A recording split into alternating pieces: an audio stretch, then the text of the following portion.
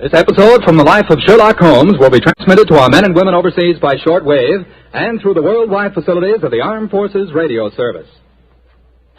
From the stage of the Paramount Theater in Hollywood, Petri Wine brings you Basil Rathbone and Nigel Bruce in the new adventures of Sherlock Holmes.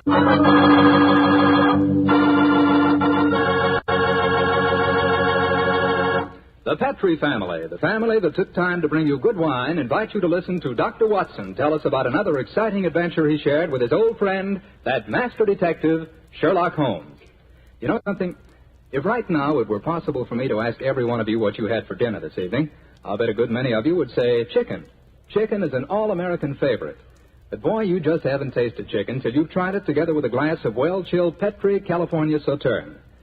Petri Sauterne is a perfect mealtime wine, just made to go with chicken. That Petri Sauterne is a white wine, delicate in color, and what a flavor. A flavor that comes right from the heart of luscious, sun-ripened grapes. You can just taste those wonderful grapes. And I'll tell you something, that Petri Sauterne is pretty much on the terrific side when served with fish or any kind of seafood, too, and that's a fact. But say, whenever you serve that Petri Sauterne, remember you can serve it proudly, because the name Petri is the proudest name in the history of American wines.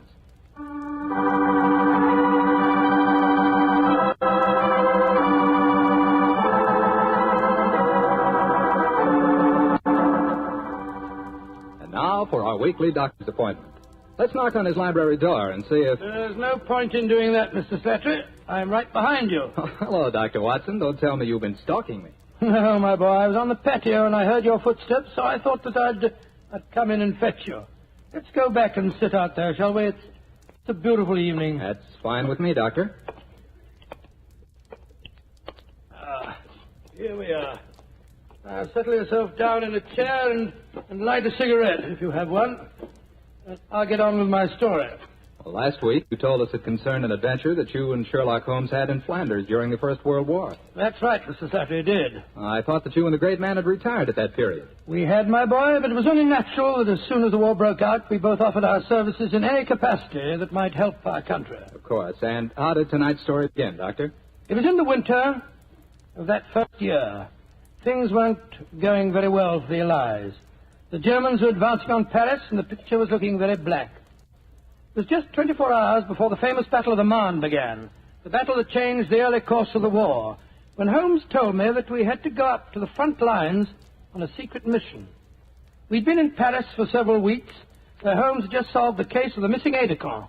I was anxious to get back to England and my work in the war hospitals, but of course this new summons was in the nature of a command.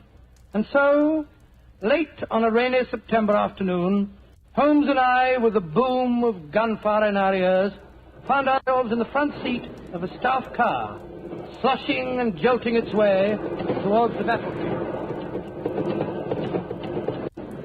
I've been too fast for you, gentlemen. No, Sergeant, not at all. No, you're doing a splendid job. Oh, my man, look out, considering the state of the road. Thank you, sir. Hello? The gunfire's getting nearer, Holmes. Yes, old fellow. I imagine we have much further to go, have we, Sergeant? No, sir, we're nearly there. Did you notice the two civilians in the back seat, Holmes? Yes. Handsome woman and a distinguished-looking man several years her senior. I wonder who they are. I'll tell you. He's a Shakespearean actor of some note, though he never achieved the fame which he thinks he's entitled to. I shouldn't be at all surprised if he feels that he's been slighted in not receiving a knighthood. But, it's amazing. How can you possibly deduce all that from just looking at the man as he got into the car? Elementary, my dear fellow, I didn't deduce it. We saw him twice last year in the London Theatre, if you remember. His name is Maitland Morris. As for his biography, he's a friend of my brother, Mycroft's. He told me about him. Well, what do you suppose he's doing up here near the front line? His brother is General Sir Stanley Morris, who's command of this particular front, and it would seem reasonable to presume that his brother has come up here to give a performance for the front-line troops. I suppose this hut is as far as we can drive, Sergeant. I'm afraid so, sir. We're 4 miles from the front line now. You'll have to clear your papers here. See that ruined farmhouse there, sir? Yes, Sergeant. Is that the General's headquarters? Yes, sir. Come on, Watson. Good Lord, it's pelting with rain. Yeah, let's make a dash for it.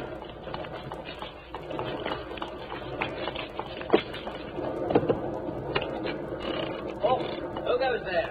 Friend? Give the password. St. Crispin. Pass, friends, and show your papers. How did you know the password, Holmes? I was given it before we left Paris, old chap. Oh, it's Sherlock Holmes and Dr. Watson, isn't it? Yes, Captain. I'm Captain Maxwell, General Morris's aide-de-camp. He asked me to escort you up to his headquarters. By the way, weren't Maitland Morris and his wife in the car with you? Yes, they're just behind us. Oh, splendid. I'm afraid I'll have to ask to see your papers. Yes, of course. Here's my permit, Captain Maxwell. Thank you. I know you both, of course, but we can't afford to take any chances when they're this close to the enemy lines. Let's see. Oh, yes, that's fine, Doctor. Everything's in order. All right. Yours, please, Mr. Holmes. Here you are. Thanks. Oh, who goes there? Friend. There's the rest of your party now. Oh, good. This is quite in order, Mr. Holmes. Show your papers. Oh, there you are, Captain Maxwell. Oh, hello, sir. Hello, Mrs. Morris. How are you, Captain Maxwell? Well, you both met Mr. Sherlock Holmes and Dr. Watson, I suppose? No, we haven't, even though we drove up in the same car. Natural reserve of us Britishers, I suppose. How are you, Mr. Holmes? How do you do, sir? I know your brother Mycroft very well. How are you, Doctor? I'm glad to meet you, Mr. Morris. I saw you a couple of times at the theatre last year and enjoyed your performances very much. Oh, thank you, sir. Well, then you must know my wife, my leading lady. How do you do, gentlemen? How do you do, Mr. Morris? Can I see your papers, Mr. Morris?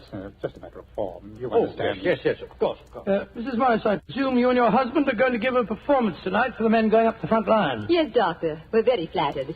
They've asked us to do some Shakespearean scenes. Oh, yes. Although I should have thought something a little lighter would have been more appropriate.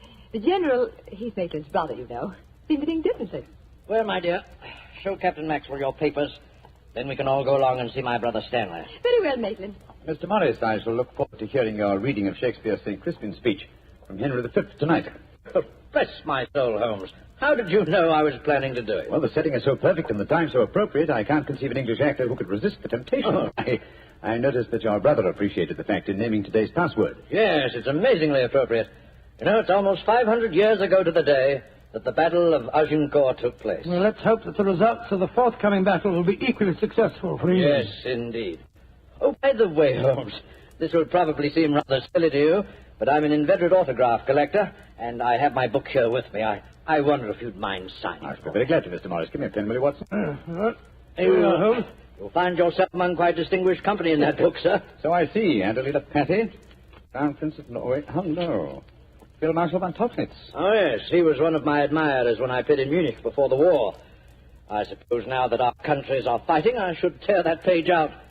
You know, I cannot help but feel that art, the appreciation of art, are independent of national hatred. Quite so, sir. I myself still have a medal presented to me by the University of Leipzig for some trifling services. There you are, Mr. Morris. Oh, thank you very much, Mr. Holmes. A notable addition to my collection. Well, I shall be very glad to sign your book for you, Mr. Morris, if you'd like me to. That's very kind of you, Doctor. Oh, Captain Maxwell, if our permits are all in order, don't you think we should be moving along? Just what I was going to suggest myself. I'll take you all straight up to General Morris's headquarters.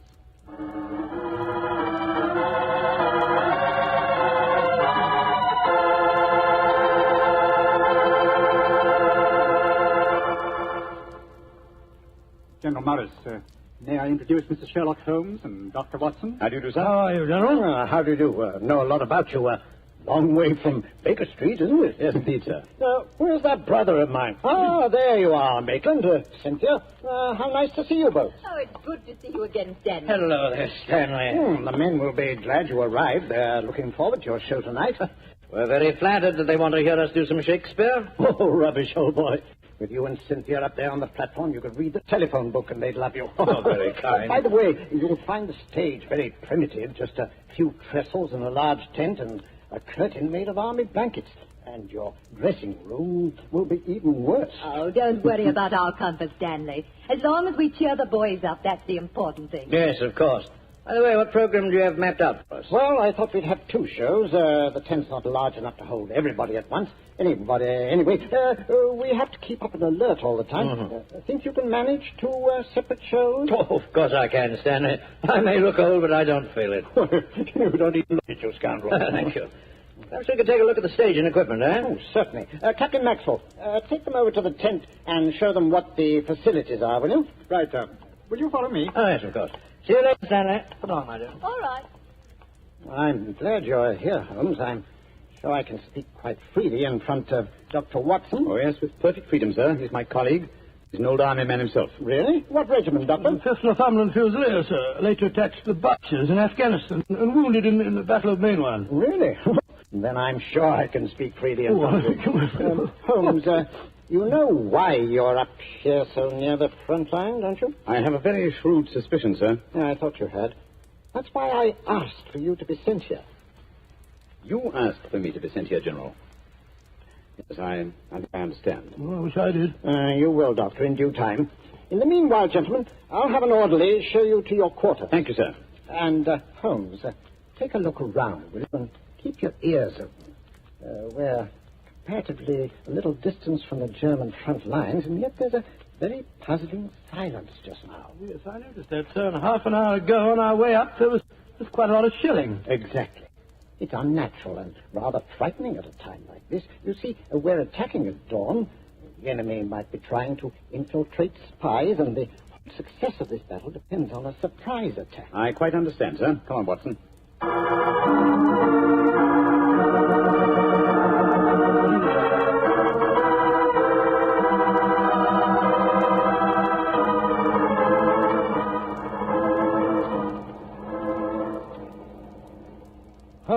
Holmes, the first performance starts in a few minutes, you know. They're all there waiting. Why are we tramping about out here in the mud and the rain? I thought a pipe or two in the open air would clear our brains. Yes, a pipe in the open air is one thing, but a pipe in a downpour of rain is another. Was it raining? Oh, didn't even notice it. I was listening to the silence. What do you mean? Thousands upon thousands of Germans. Armed Germans. Full of a blind fanatical hatred and desire to kill. Are crouched in trenches only a mile or two from here. Surrounding us are an equal number of English boys, also armed. And with a will, if not the desire, to fight. Because they know their cause is the cause of freedom and justice. All these thousands poised, ready to pounce on each other and fight to the death. And yet, beyond that patter of rain, there isn't a sound to break the stillness of a September evening. Strange world we live in, old chap. You're being unusually rhetorical, Holmes. Yes, I am, aren't I? Let's be a little more practical, shall we? I wonder what is wrong with the actors tonight. Why do you ask that? Well, a little while ago I noticed Mrs. Morris in a great state of excitement, going towards the farmhouse where the General is. Then she went back to her own quarters, and now she seems to be headed in our direction. Is anything wrong, Mrs. Morris? It's Maitland. What's wrong with her, madam? She disappeared. Disappeared? What's happened? We were in the tent together, making up for our performance, when an orderly came in with a message. Maitland said it was from his brother. Slipped on a raincoat and went out, saying he'd be back in a few moments. I waited and waited, and after a while I got worried, and I went over to see the General myself.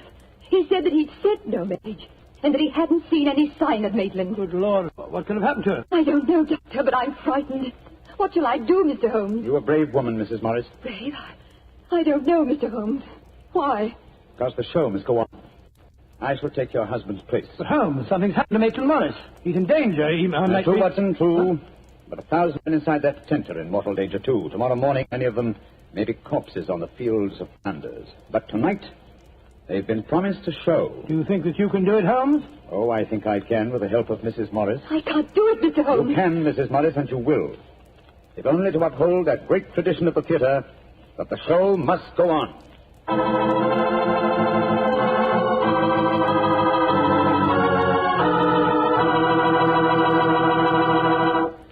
Play the rest of Dr. Watson's story in just a few seconds.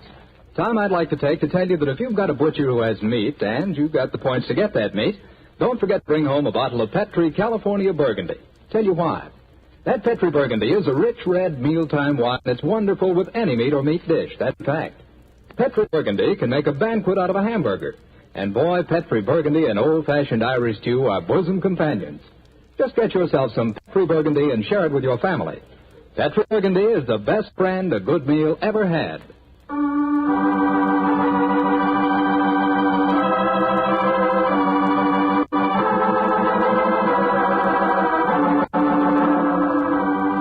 And now, back to tonight's new Sherlock Holmes adventure. It is just before the Battle of the Marne in the First World War, and Sherlock Holmes and Dr. Watson are at headquarters a few miles behind the front-line trenches. A famous Shakespearean actor who was to give a performance for the troops has mysteriously disappeared, and the great detective has taken his place at the last minute. As we rejoin our story, Sherlock Holmes, alone on the improvised stage, is delivering a Shakespearean speech before a spellbound audience.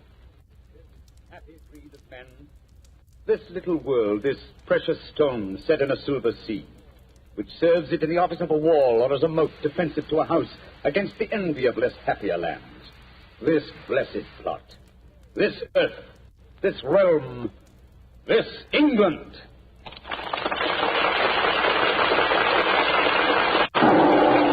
Holmes! That shot, are you all right? Yes, old chap. Fortunately, I started to leave the stage as the shot was fired. The bullet just missed me. I heard it splinter some wood nearby. But who on earth would want to shoot you? That's what we've got to find out. I think it more likely that the shot was intended for me. It was not intended for me, but for Maitland Morris, the man for whom I'm substituting. Well, even so, who'd want to shoot him? Oh, don't ask me so many questions, old fellow. Let's see what clues we can find. Now, the shot was fired from outside the tent from behind me. Yes, look there. See the hole in the tent there? By Jove, yes. The footlights would outline your shadow on the back of the tent. Whoever it must have fired at your silhouette. The question is, where did the bullet embed itself? Aha. Look here, Watson. You got a penknife? Yeah, wait a minute. Here, Holmes. This shouldn't be hard to extract. Look at this splintered tent pole. Wait a minute. There we are. Excellent. Huh. Very interesting. Oh, what's so interesting about it? Just a revolver bullet, isn't No, it? it isn't, Watson. Huh? It's fired from just a revolver bullet. This bullet was fired from a German Luger pistol. A German pistol? Must have been a spy here behind our lines. That's a reasonable enough assumption. Yes, we may be sure that no English soldier would carry such a weapon and face inspection. Come on, I want to talk to Mrs. Morris.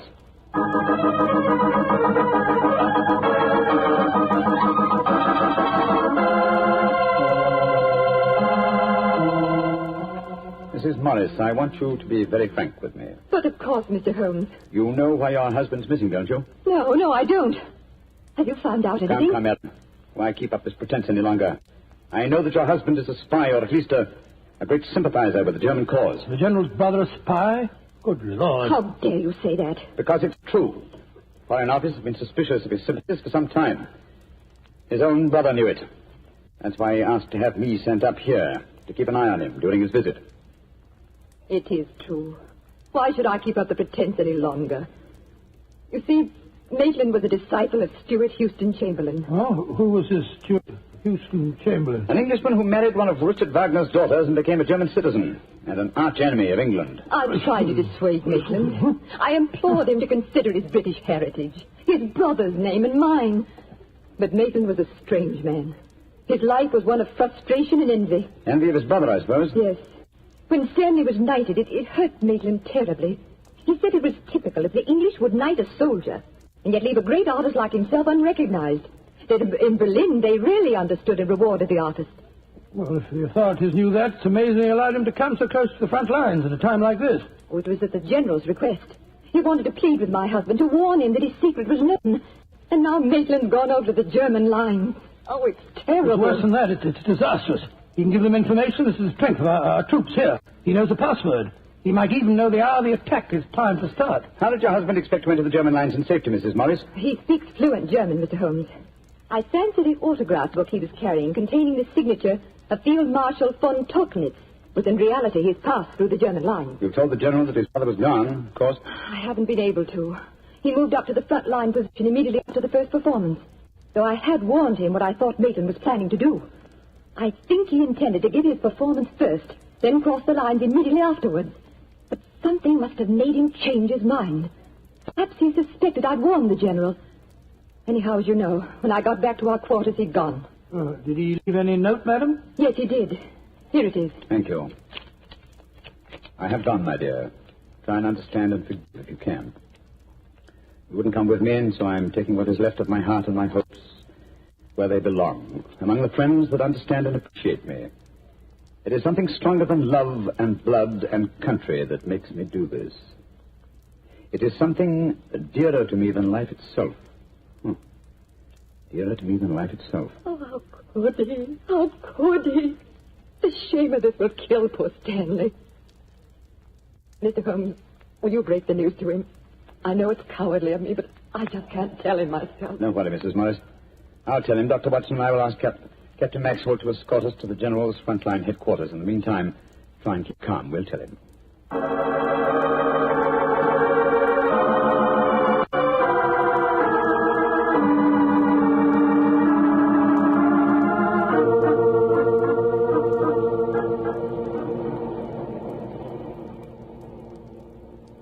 If you will wait in the dugout, Mr. Holmes, I'll tell the General that you're here. Thank you, and be sure to let him know the urgency of the matter. Yes, sir. Holmes, this is a dreadful business. Yes, it is, Watson. So if my plans work out correctly, I think the success of tomorrow's battle may not be imperiled. What plan? Listen. You know, Holmes, a strange silence from the German lines since we came here might be accounted for by the fact that they knew Maitland was making his getaway. They wouldn't want to risk wounding such a valuable spy. Quite possibly. What I still don't understand is who shot at you with a German pistol and why. You're being very dense, old fellow. Surely it's obvious that... There comes General Morris now. Poor devil. This is going to be a dreadful shock to him. Hello, Holmes. Dr. Watson? General Morris, I'm afraid that I've bad news for you. Your brother has gone over to the German lines. Maitland did go there.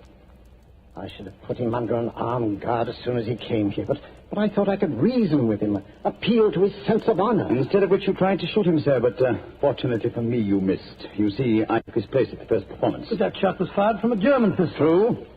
That was when I first knew the General had fired the shot. But I still don't see how you could now. Only a high-ranking officer, not subject to inspection, could carry a non-regulation firearm. You're an old army man, you should know that.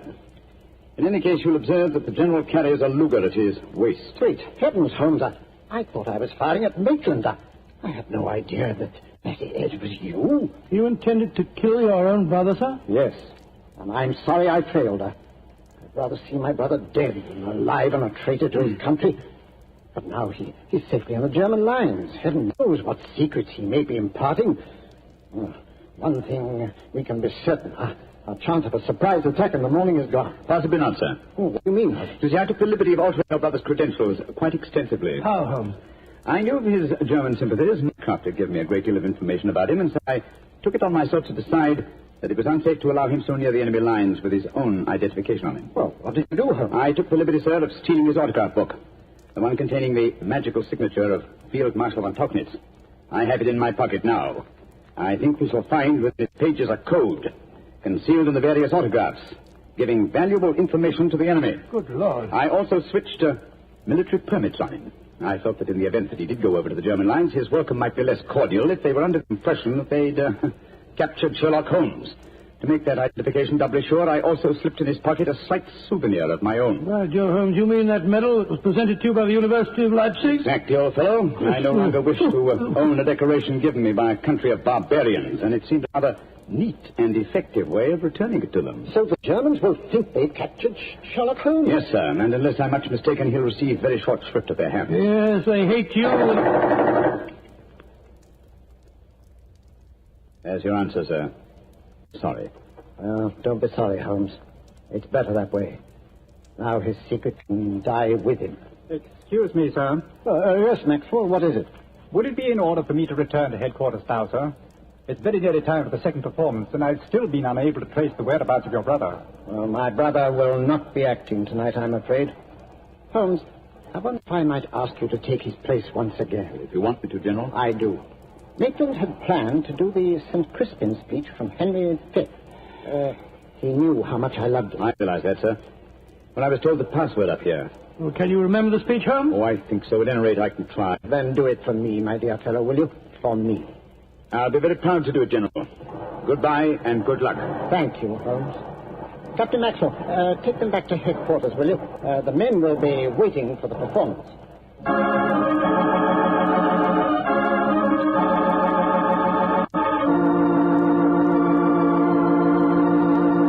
And Crispian shall ne'er go by from this day to the ending of the world, but we in it shall be remembered. We few, we happy few, we band of brothers. For he today that sheds his blood with me shall be my brother. Be he ne'er so vile, this day shall gentle his condition. And gentlemen in England now abed shall think themselves accursed they were not here, and hold their manhoods cheap, while any speaks that fought with us upon St. Crispian's Day.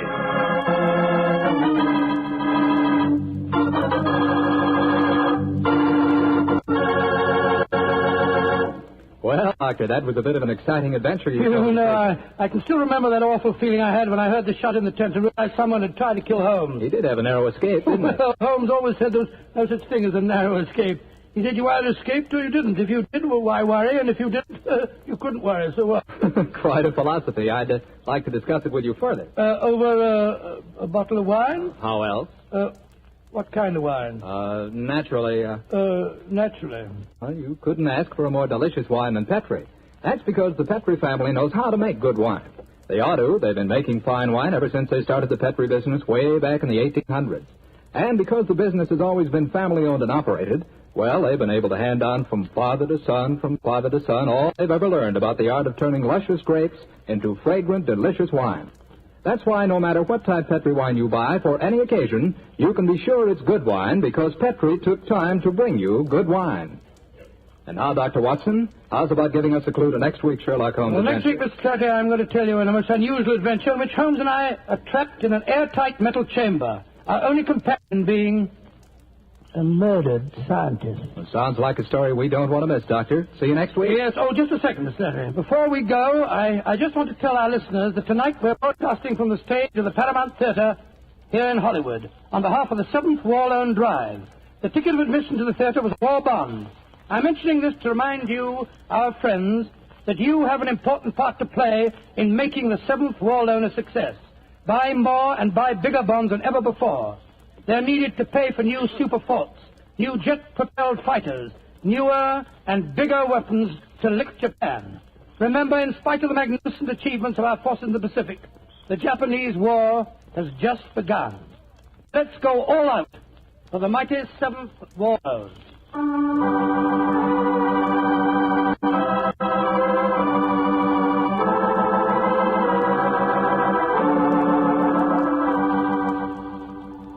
Tonight's Sherlock Holmes adventure is written by Dennis Green and Anthony Boucher and is based on an incident in the Sir Arthur Conan Doyle story, The Adventures of the Blanched Soldier. Mr. Rathbone appears through the courtesy of Metro-Goldwyn-Mayer and Mr. Bruce through the courtesy of Universal Pictures, where they are now starring in the Sherlock Holmes series.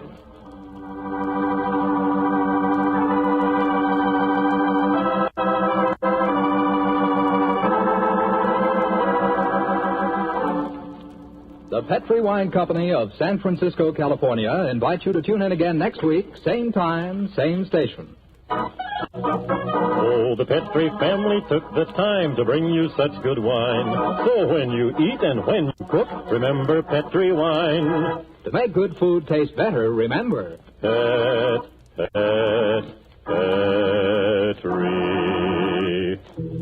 wine. This is Jack Slattery saying good night for the Petri family. This is the Mutual Broadcasting System.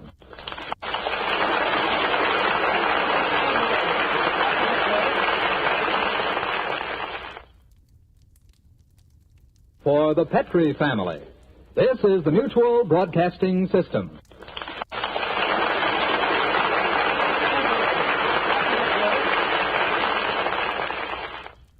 This episode from the life of Sherlock Holmes will be transmitted to our men and women overseas by shortwave and through the worldwide facilities of the Armed Forces Radio Service.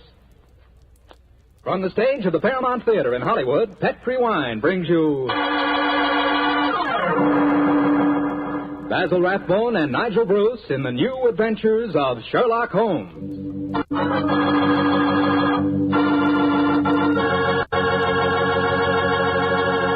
The Petri family, the family that took time to bring you good wine, invites you to listen to Dr. Watson tell us about another exciting adventure he shared with his old friend, that master detective, Sherlock Holmes. You know something? If right now it were possible for me to ask every one of you what you had for dinner this evening, I'll bet a good many of you would say chicken. Chicken is an all-American favorite. But boy, you just haven't tasted chicken till you've tried it together with a glass of well-chilled Petri California Sauterne. Petri Sauterne is a perfect mealtime wine, just made to go with chicken. That Petri Sauterne is a white wine, delicate in color, and what a flavor. A flavor that comes right from the heart of luscious, sun-ripened grapes. You can just taste those wonderful grapes. And I'll tell you something, that Petri Sauterne is pretty much on the terrific side when served with fish or any kind of seafood, too, and that's a fact. But say, whenever you serve that Petri Sauterne, remember you can serve it proudly, Because the name Petri is the proudest name in the history of American wines.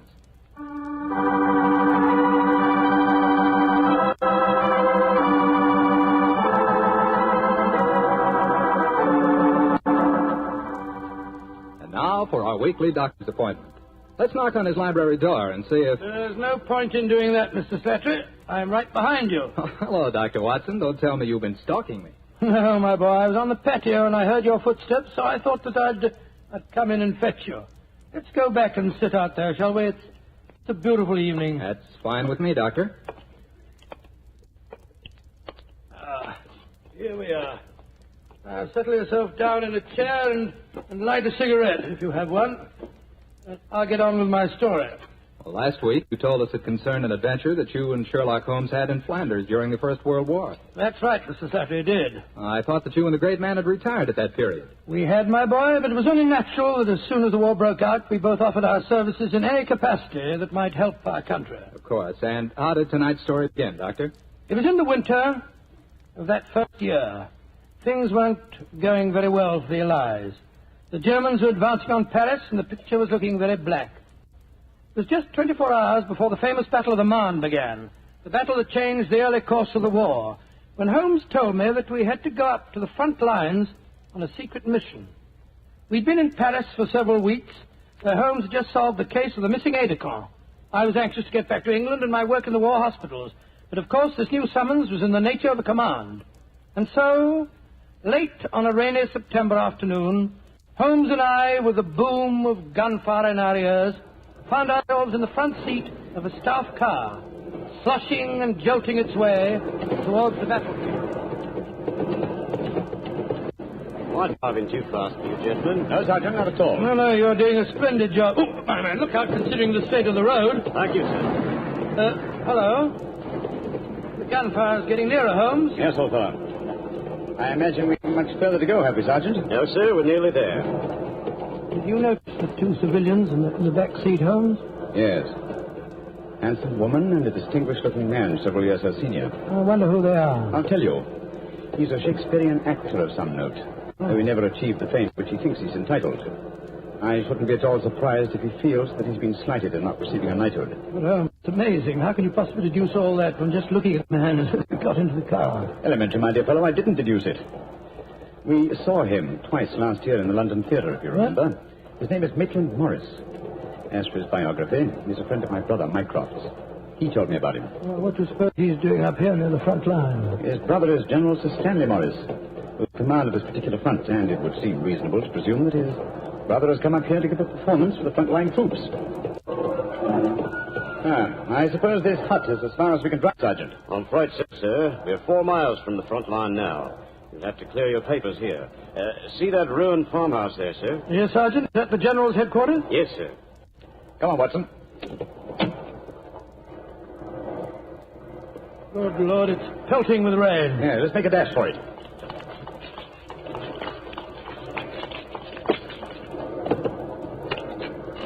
Oh, who goes there? Friend, Give the password. St. Crispin. Pass, friends, and show your papers. How did you know the password, Holmes? I was given it before we left Paris, old chap. Oh, it's Sherlock Holmes and Dr. Watson, isn't it? Yes, Captain.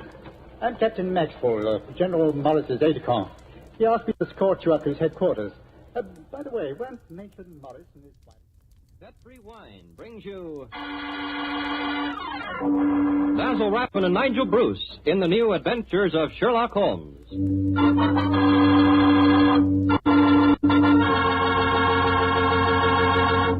The Petri family, the family that took time to bring you good wine. Invite you to listen to Dr. Watson tell about another exciting adventure he shared with his old friend, that master detective, Sherlock Holmes. Of course, I can't be as entertaining as Dr. Watson, but I can tell you something that's really worth knowing. Simply this. The best beginning a good meal ever had is a glass of Petri California Sherry. Petri Sherry is the perfect before-dinner wine. While you're waiting for dinner to be put on the table, pour yourself a glass of that clear, amber-colored Petri Sherry. Now, just sit back and sip it slowly.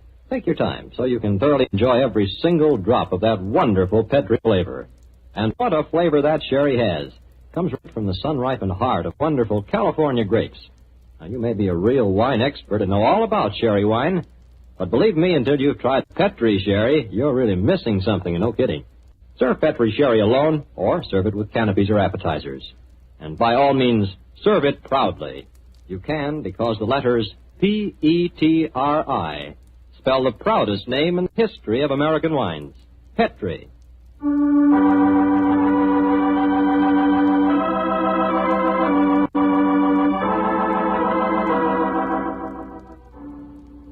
And now for our weekly visit with the good Dr. Watson. Let's see if he's expecting us. Come in. Ah, good evening, Doctor. Good evening, Mr. Campbell. It's about time you got here. Draw up a chair and make yourself comfortable. Oh, thanks. Well, you have the old black dispatch box out again, I see. I suppose you've been going over your notes on tonight's adventure. That's right, my boy.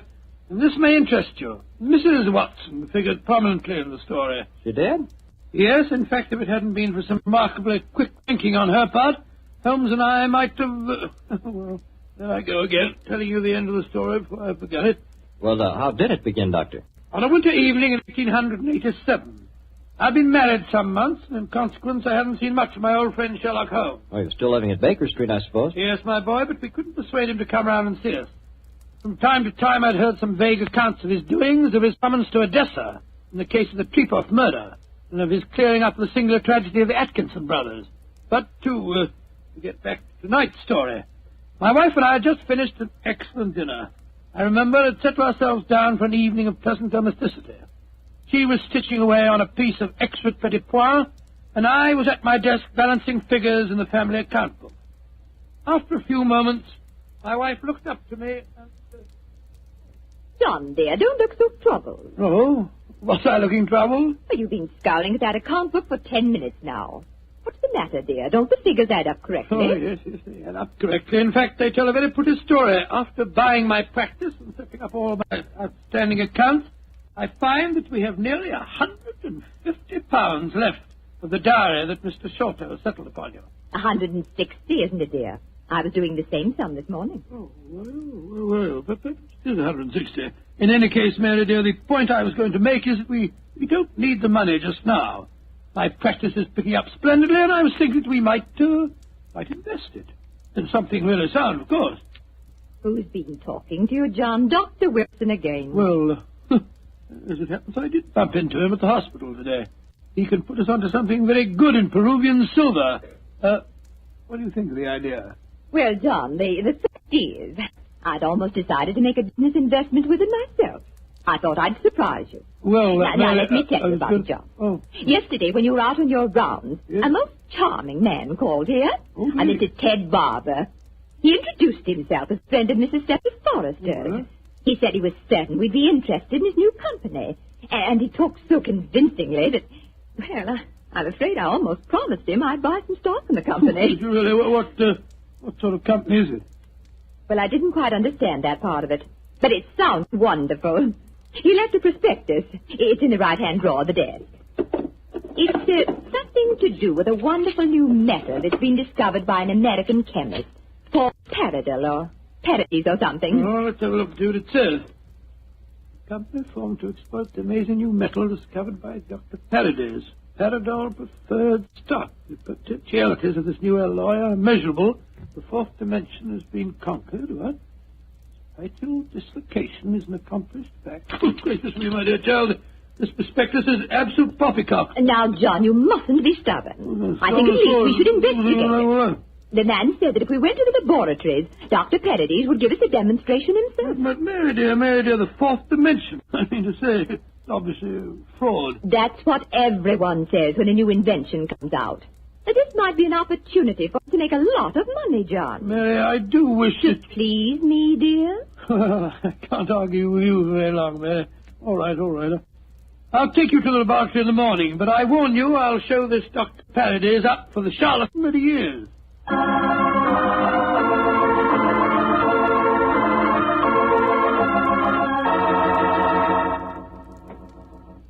Dr. Paradis will be with you both in a moment. Thank you, my man. She's just concluding an experiment. She? Dr. Paradis is a woman, then? Oh, yes, madam, and a very brilliant one, too. Excuse me. Oh, it's the last straw. The whole thing sounded like an obvious fraud, and now we get here and there are woman doctors at the back of the door. Just because she's a woman, it doesn't mean to say that... How do you do? I'm Dr. Paradis. Oh, how do you do, madam? I am Dr. Watson, and this is my wife, Mrs. Watson. Oh, yes. Come into the laboratory, won't you? Oh, thank you so much, Dr. Paradis. Well, we're just wasting your time. We're not really interested in this at all, you know. John, don't mutter. Mr. Barber told me that he had called on you, Mrs. Watson, and that you were very interested in my invention. Oh, yes, I am. That's why I persuaded my husband to come down with me and see a demonstration. I'll be most happy to show you everything I can. Here's a practical example of the application of my work. The chamber you see in front of you is made completely of my new alloy. Oh, what's the thing do? It's just a great metal box with a lot of dials and switches and things.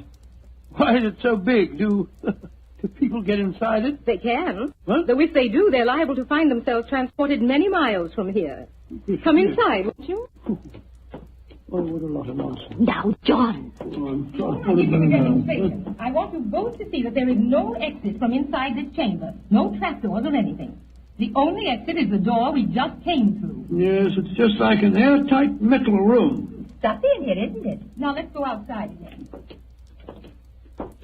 I'll show you how the machine operates. Albert! Yes, Dr. Paradis. I'm going to demonstrate the Paradol chamber to Dr. and Mrs. Watson. Oh, very well. The usual time? Yes, please, Albert. Now, my assistant goes inside the chamber. I close this metal door on him, so. What are you going to do with him? Within a matter of seconds, he will be 7 miles from here. Really, madam, you Please, can't Dr. expect Watson, us to believe. you're a scientific man. At least give me the opportunity of demonstrating my work. I'm sorry. Now, I adjust these dials, turn on the electrical generator, and...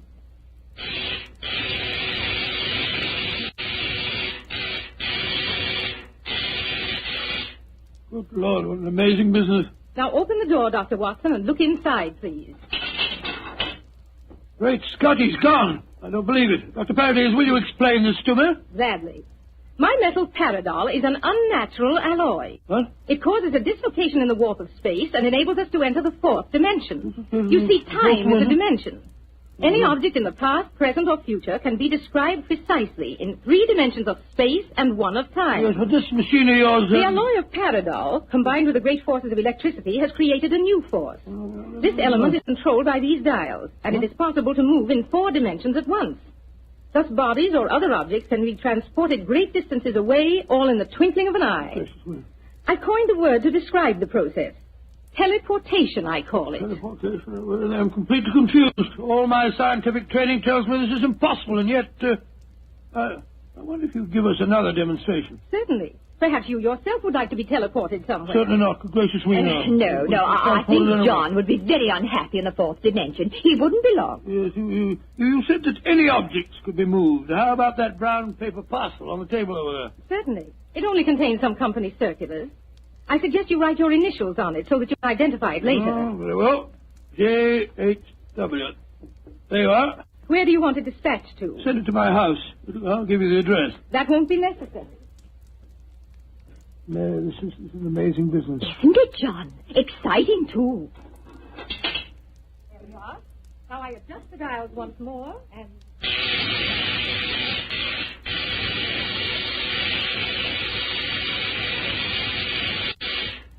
The parcel is already at your house. Oh, it's impossible. Come on, Mary. Let's get a cab and race back there as fast as we can. Well, Yes, goodbye, dear. Doctor. Goodbye, Doctor.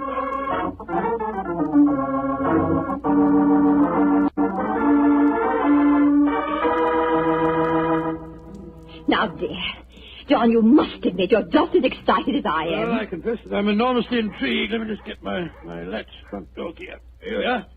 Dr. Paradis is a devilishly clever woman. Even so, my intelligence tells me it's impossible for the package to have reached here before us. Here we are. There you are, Master. Mum, just in time for lunch. Tell me, Annie, did a package arrive for us? Oh, yes, it did, Mum. I put it on our table. Great Scott. How was it delivered, Annie? Well, now, that's the funny thing about it, sir. I don't know. I went out to polish the block on the door knocker a few minutes ago, and there was the parcel, lying on the doorstep. No one had rung the bell or anything. I didn't know how it got there. Thank you, Annie. You can go now. Yes, Mum. Well, John, what do you say now? There's a miracle's been performed. I don't believe my eyes. Look. There are my initials on the package. Mary, I think that if you don't mind, after lunch You'll go round to Baker Street and tell Sherlock Holmes about this. Oh, do you mind, dear? Of course not, dear. Good. It'll be nice to see Holmes again anyway.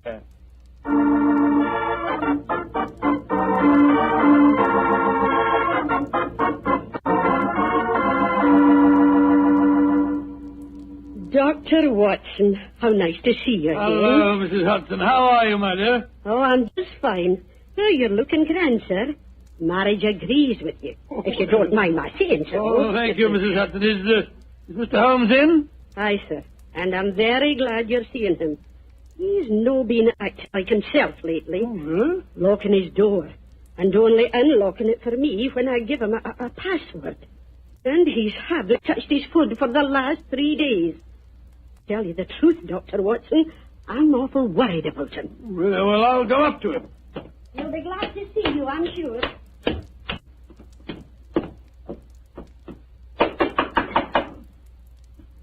Yes?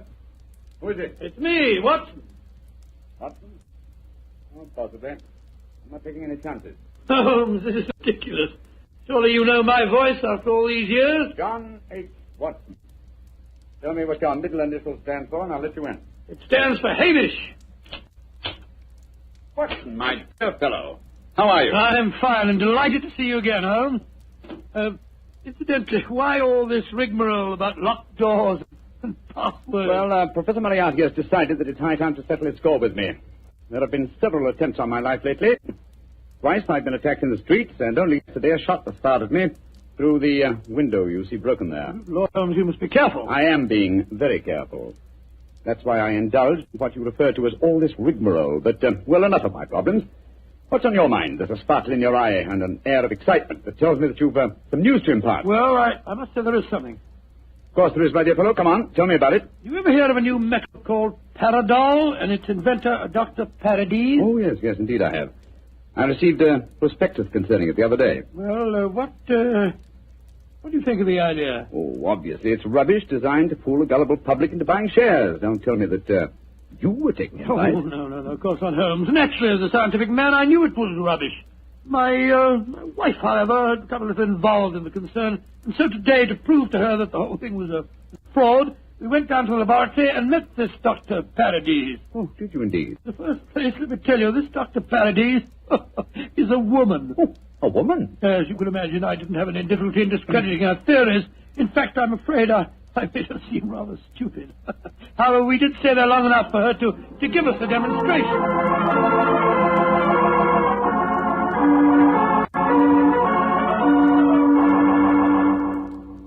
And that's the way that it was, Holmes. When we got back to our house, the initial package was there, waiting for us. Oh, a childish trick.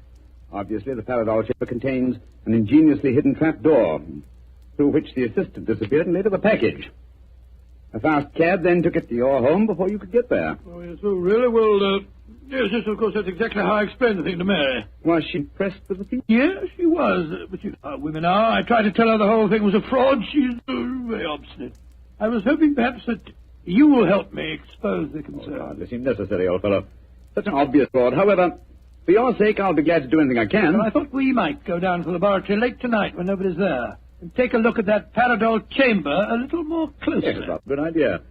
After being cooped up here for 3 days, it'll be a pleasure to get some night air and indulge in a little simple burglarizing. Well, shall I call for you here? No, wait a minute, dear fellow. It's much too dangerous. I'll be in a hansom cab outside your house about 11:30 tonight. How's that? Splendid. Quite like old times, isn't it, Holmes? Yes, 'tis, old chap, though I think that this time, for Mrs. Watson's sake, I must try and keep you out of trouble.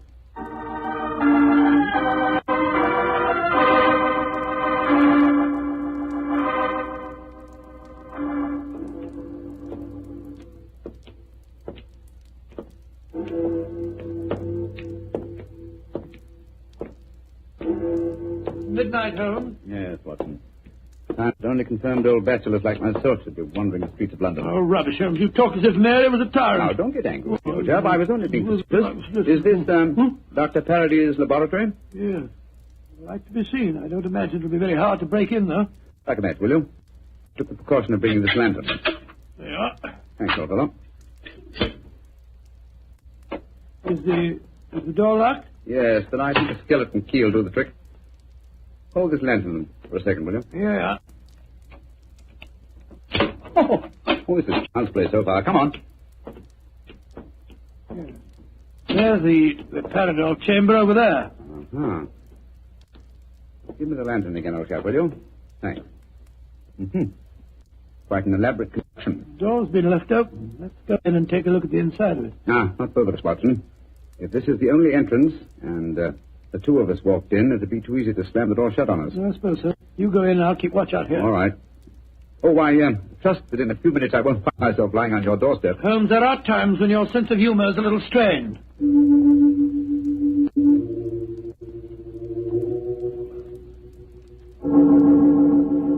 Holmes, you all right? Watson, what is it, Holmes? The body of a dead woman. She's been shot. Unless I'm much mistaken. Let me come and look. 1,000 to 1 is Dr. Paradis. Yes, it is. Watson, get out of here. Don't you either. Good Lord, someone has slammed the door shut on us. Yes, my dear fellow. We walked into a trap very neatly. I'm afraid that we're imprisoned in what appears to be an airtight metal chamber, and the only person who can help us to get out of it again is a corpse.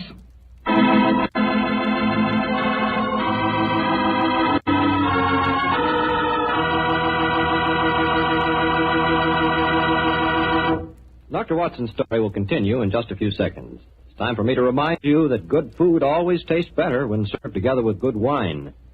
Did you know that Petri makes 2 wonderful mealtime wines? Wines especially made to go with food? Well, they do. Petri California Burgundy and Petri California Sauterne. You want a rich, hearty red wine that's great with any meat or meat dish, you just try a Petri Burgundy. And if you want a wine that's perfect with chicken or fish, try a delicate golden-colored Petri Sauterne. Petri Burgundy if you want a red wine, Petri Sauterne if you want white. But always a Petri wine if you want a good wine.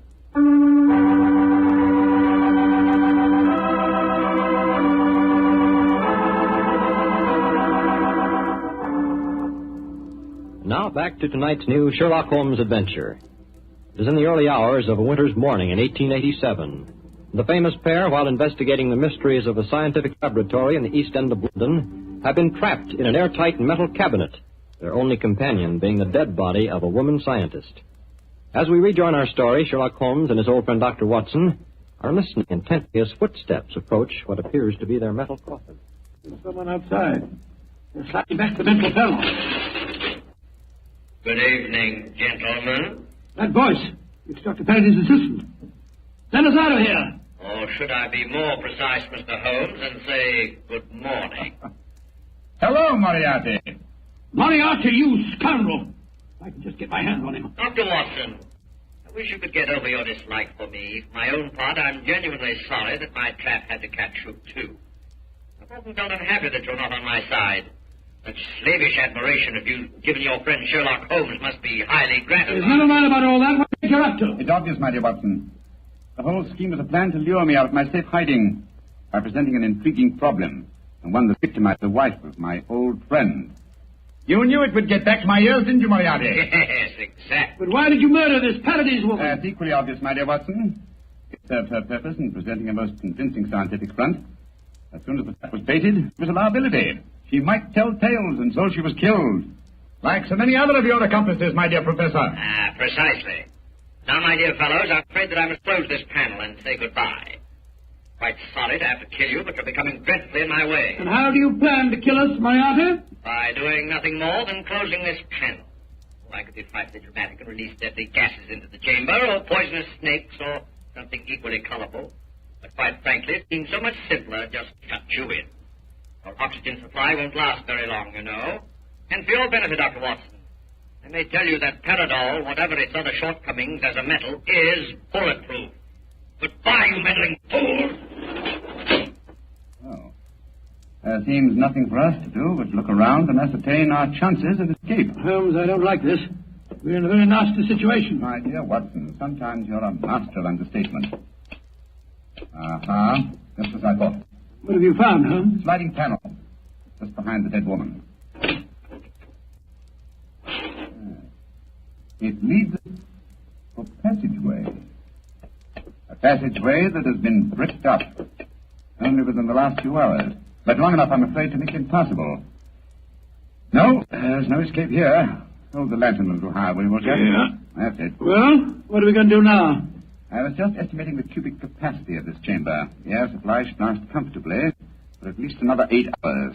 I recommend a brief sleep to refresh us and also to conserve our oxygen supply. Sleep? Who could sleep at a time like this? I can and you can, old chap, if you discipline yourself. Well, I'll try, Holmes, but I know perfectly well I shan't close my eyes.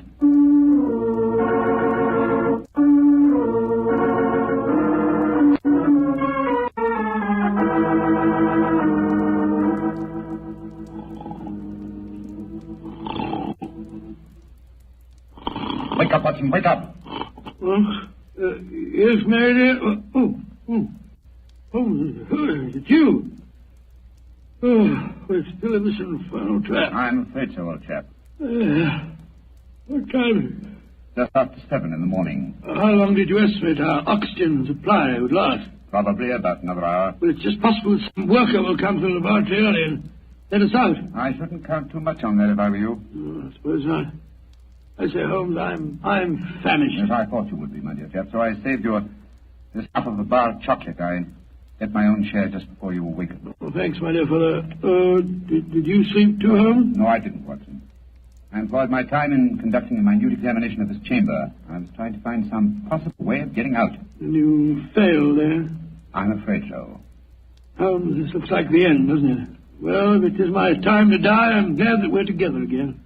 Although I blame myself entirely for letting you into the trap. Come now, my dear fellow. Don't take it as badly as that. But you admitted you're defeated and that there's no possible way out of this destiny. I meant that there's no way out from the inside. So my time worked. Good gracious me, what on earth? The Strad, there you are. Mary! Mary, you dear little... You must have been frightened to death. Hello, Donald. Poor dear, you must have spent a miserable night. Well. Mr. Sherlock Holmes and Dr. Watson have been getting themselves in trouble again, eh? Sir, this is no time for your heavy-handed badinage. There's the body of a murdered woman inside that chamber. She was killed by Professor Moriarty. Professor Moriarty? You didn't get my message sooner.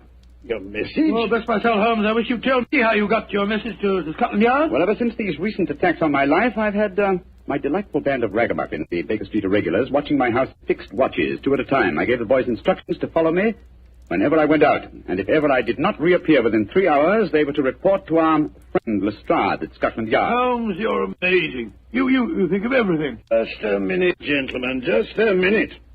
I didn't get no message from any of your Baker Street Irregulars. Oh, you didn't? No, sir. Though I did find a couple of the boys tied up when we came in here just now. If you didn't get a message from them, how did you come here so opportunely? That's an easy one. Because Mrs. Watson here came and fetched me. You did, Mary, but how on earth... Go on, Mom. Tell them. Well, it's really very simple.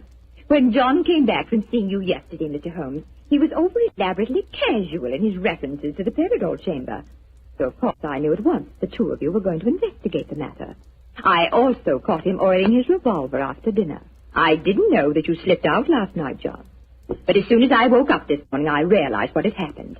So I went straight to Scotland Yard for Inspector Lestrade and brought him here with me. Why, Mary, you clever little thing. Isn't she a clever darling, Holmes?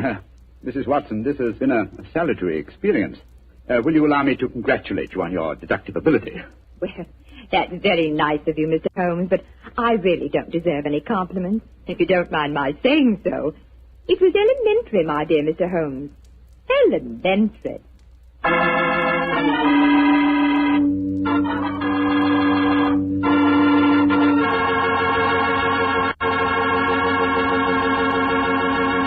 This is Bob Campbell saying good night for the Petrie family. This program comes to you from our Hollywood studios. This is the Mutual Broadcasting System.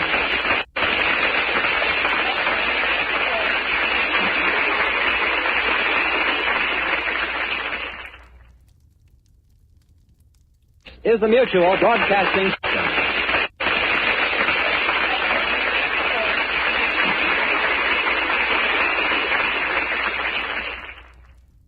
Petrie Wine brings you Basil Rathbone and Nigel Bruce in the new adventures of Sherlock Holmes.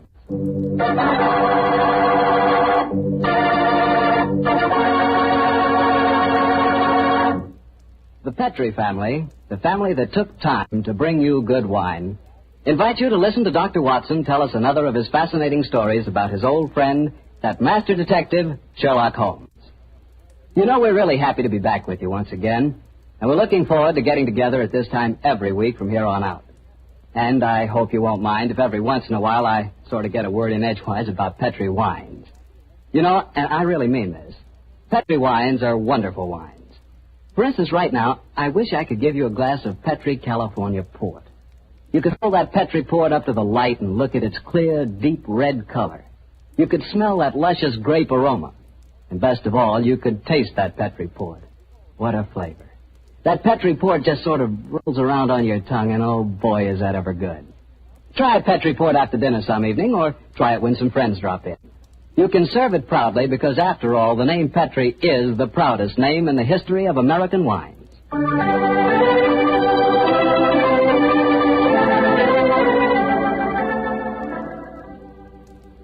And now let's look in on our good friend Dr. Watson and see if he's expecting us. Come in, Mr. Bartell. You're just the man I've been expecting. How are you, Dr. Watson? It's good to see you again. Thank you, my boy. It's very nice to see you again, too. I've missed our Monday night visits during the last 3 months. Sit yourself down. Would you care to join me in a glass of port? Well, thanks, Doctor. That'd be nice. You know, it seems to me after our summer vacation, a toast to the great Sherlock Holmes would be in order. That's an excellent idea. Here you are, young fellow. Thanks. You propose the toast, Doctor. To Sherlock Holmes, master detective and loyal friend, whose adventures have brought considerable, shall we say, fame to a certain retired doctor now living in Northern California. I'll drink to that. Well, now, suppose I might as well get on with tonight's story. Which particular adventure have you selected, Doctor? One that I call The Limping Ghost. Sounds exciting. And, as usual, you find me saying, how did it begin? In Baker Street on a windy December evening at the turn of the century. A young, white-faced boy sat in front of our blazing fire. And as he told us his strange story, the flickering firelight danced weird patterns on the walls. The young man was Alexander McMorris, the 7th Earl of Lochnair. The Earl of Lochnair? Say, didn't I read in the papers the other day that the 8th Earl of Lochnair had been killed in an airplane accident? Quite right, my boy. Even in this day and age, the tragic history of violent death seems to dog the footsteps of the Lochnair family. But to return to my story. On that December night in 1900, we heard the whole history of the limping ghost of Lochnair. The first Earl had lost a foot at the Battle of Flodden Field in 1513. In spite of this terrible handicap, he fought on valiantly until he died on the battlefield from loss of blood. From then on, right until the time this story begins, the limping ghost, clad in a suit of armor, always appeared at Lochnair Castle before and after the death of the current Earl. Yes, Mr. Bartell, it was a strange story that Sherlock Holmes and I listened to that night. A story of death and horror over the centuries, punctuated by the limping clank of ghostly armor.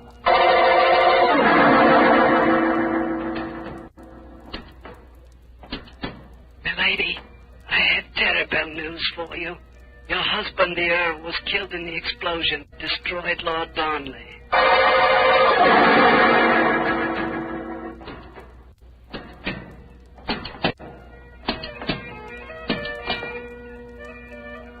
Milady, the Guy Fawkes plan to blow up the House of Parliament has failed. Your husband is in the Tower of London. They say he's to be hanged, drawn and quartered.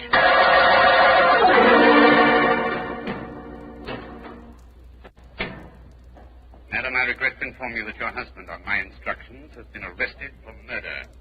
I have no doubt that he will be hanged. And that's the story of the Lochnairs, Mr. Holmes. You were instrumental in sending my great uncle to the gallows, a fate which he richly deserved, I'm told. So it seemed only natural to come here to Baker Street and consult you now that I'm in trouble. I shall be most happy to do anything I can to help you, sir. I don't remember anything about your sending the Earl of Lochnair to the scaffold, Holmes. Well, he did, Dr. Watson. Mm-hmm. And the servants have always sworn the ghost really did walk at midnight on the day that he was hanged. Indeed. Now, sir, I suggest that you tell us what problem brought you here. The ghost is walking again, Mr. Holmes.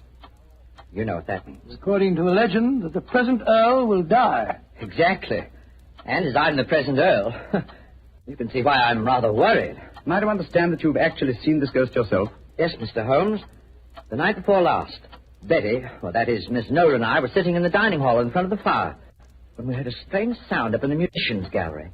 We looked up and in the moonlight saw a ghostly figure in armor limping towards the staircase. Oh, gracious me. My dear sir, you're certain that you really saw it?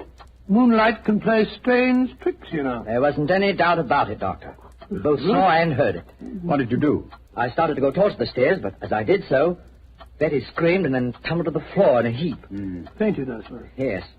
While I was reviving her, the ghost disappeared. Who's staying with you at Lochnair Castle at the moment? Well, there's Betty Nolan. She's the sister of James Nolan. He looks after my estate. Betty and I are engaged to be married. Oh, Yes, indeed. Anyone else staying with you? Yes, a distant cousin of mine, Jeremy K. McMorris, an American. He turned up in England a couple of months ago with his son Walter. They're both with me at the present. A distant cousin? That's right, Mr. Holmes. Actually, they're descendants of a more than usually black sheep branch of the family. I don't know how long the old man's going to be with us, though. If you ask me, he's a dying man. How you say that, sir? As far as I can gather, he's been wasting away for years. It's only a question of time before his strength fails him entirely. I was hoping perhaps you could take a look at him, Dr. Watson. That is, if I could persuade you and Mr. Holmes to come and stay at the castle for a few days. Well, what about it, Holmes? It's an intriguing problem, Watson. The current Earl of Lochnair would seem to be in danger. A cousin of his is dying of an obscure disease, and the ghost of Lochnair Castle is walking again. Yes, it's an irresistible invitation. I see no reason why we can't leave on the Scotch Express tonight.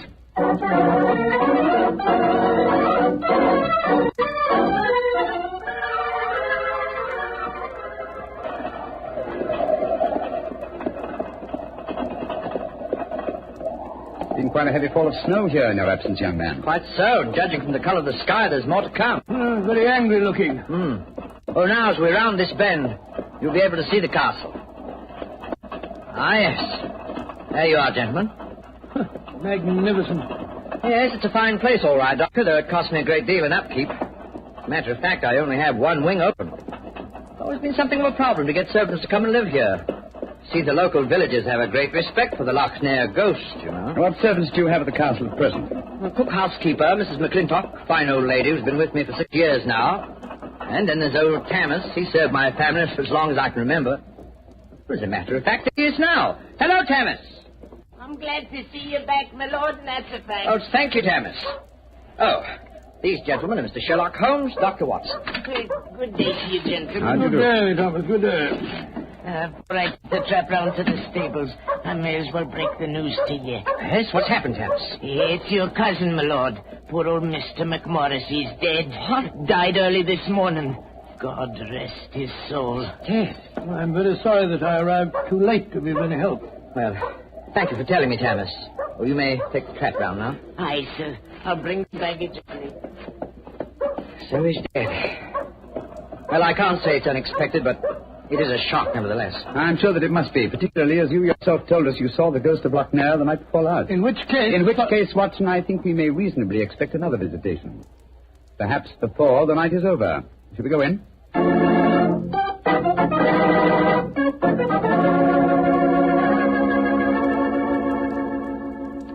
This is Miss Nolan, my fiancé, Mr. Sherlock Holmes, and Dr. Watson. I'm very glad to meet you. How are you, sir? And this is her brother, James Nolan, the manager of my estate. How do you do, sir? How are you, Mr. Nolan? Much better for seeing you both up here. I'm sure it won't take you long to lay this ghost business by the heels. Well, I trust you don't overestimate our abilities, Mr. Nolan. Alec, you've heard about your cousin, of course. Oh, yes, my dear. Tammas told us as we drove up. Where's Walter? He went into the village with the doctor and the body of his father. Oh. He should be back soon. How's he taking it? Very quietly. Too quietly, if you ask me. Those Americans are pretty demonstrative people, you know, and Walter has been no exception. But he behaved very strangely this morning. When the doctor told him his father was dead, he just said, now things will start to happen, and then shut up like an oyster. I can't make head or tail of the fellow. Yes, quite so, cousin. Mr. Holmes, I expect you and Dr. Watson would like to go to your room. Yes, I must be. I think first I'd like to take a look at the musicians' gallery, if you don't mind. Oh, yes, of course. Would you excuse us, darling? All right, Alec. It's in the dining hall here. They must have been very hospitable people in those days. 50 or 60 people could eat at that table. Yes, Doctor. Needless to remark, we hardly ever use the room nowadays.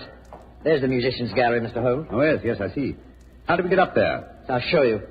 See, there's a stone staircase behind this tapestry here. Follow me. Watch your step. It's quite narrow, rather dark.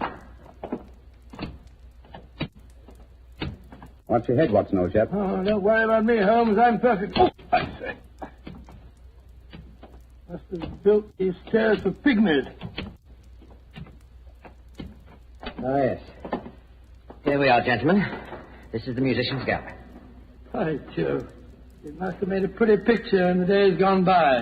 A little string orchestra fiddling away up here and tumble up the Scottish nobility, bobbing and floating round in the intricacies of a Highland schottische, or a stately gavotte or something. Where does that door lead to? To the bedroom wing. And that's where the ghost appeared from the other night, I suppose. Yes, Mr. Holmes. Uh-huh. The door's ajar. You generally keep this door unlocked, sir? Why, no. But the key mysteriously disappeared about a week ago. James is having a new one made, so I must remind him about that. Alex, where are you? Oh, we're up here, Walter. We're coming down. That's Walter McMorris. My dead cousin's son. Well, fellow, this must be a dreadful day for him. Yes, I'm afraid this is going to be a rather painful interview. Oh, hello, Walter. This is Mr. Sherlock Holmes and Dr. Watson. How do you do, sir? How do you do? Sherlock Holmes, sir. I've heard about you and your friend, Dr. Watson. Walter, old man, I'm dreadfully sorry about your father. Are you now? Isn't that nice of you? Well, you'll be sorry enough when you hear that I'm going to take you to court and prove that I'm the real Earl of Lochmere. Walter, you're out of your mind. Am I?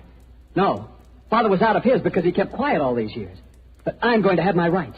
I've looked up the records. I've had genealogists working for months. And I've got all the facts that prove you're an imposter. Oh, man, what are you talking about? You know well enough. When Sherlock Holmes here sent your great-uncle to the gallows 20 years ago, the title and estate should have come to my father.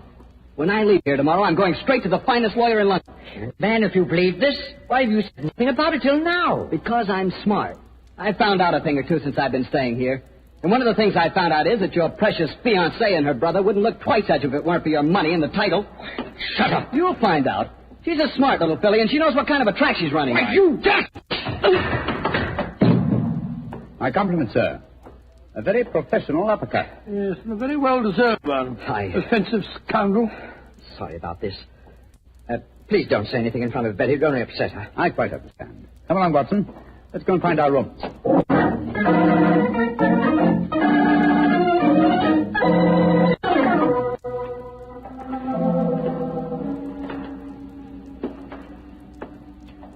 Holmes, it's nearly dinner time. Why are we wandering about here in the dark instead of having a glass of sherry with the others in the library? I'm a conscientious practitioner, Watson. I like to earn my fees. It occurred to me that a further examination of his dining hall might prove profitable. Well, personally, Holmes, I think you're wasting your time on this case. What makes you think that, old chap? It's perfectly obvious that young American fellow was impersonating the ghost a few nights ago. He knew his father was going to die, and he wanted to build up the legend so as to make his own claim seem more believable. Well, very sound reasoning, Watson. Though to be logical in his deception, he should repeat the performance now that his father is dead. Well, ghosts only walk at midnight, so why don't we go and have a glass of sherry? What is it, Holmes? Someone's coming in from the library. The lighted candle. Yes? Who is it? It's me, Mrs. McClintock, the hostess. Oh, gracious me, you gave me quite a start. I heard voices and I knew the candles were not alight in here, so I came in to see who it was. You're watching for the ghost, I suppose.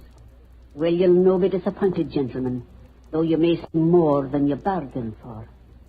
Those that meddle with ghostly things they do not comprehend are playing with something much more dangerous than fire. Fire burns, but the shades on dead people... Holmes! Look up there, the gallery. The door's opening. It's the ghost. Aye, here he comes, the poor body. See the armor on him, and the way he's dragging one leg behind him. Yes, it's really quite an effective impersonation. And the twilight provides most appropriate light for his play acting, too. You mean it's the young American? Of course. Look behind him. There's another figure. Yes. Dressed in the same kind of armor and carrying a sword. Aim his foot, Watson. The ghost has seen him. He's turning. The second figure's raising his sword. Look out!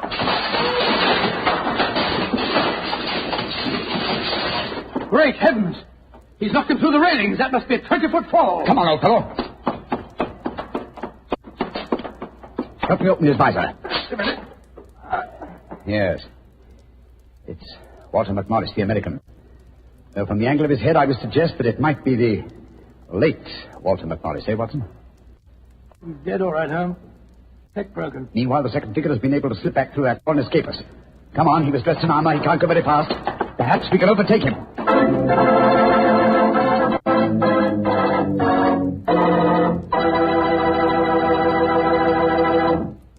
Dr. Watson's story will continue in just a few seconds, which is all the time I need to tell you about Petri California Muscatel.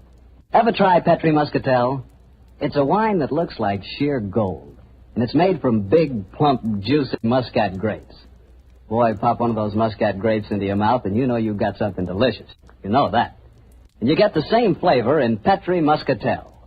It's a perfect wine to serve a lady. Women love it. And that best time to serve it is after dinner or on a Sunday afternoon, you know, times like that. But just make sure it's Petri Muscatel, because that's the way to make sure it's going to be good. Remember, Petri.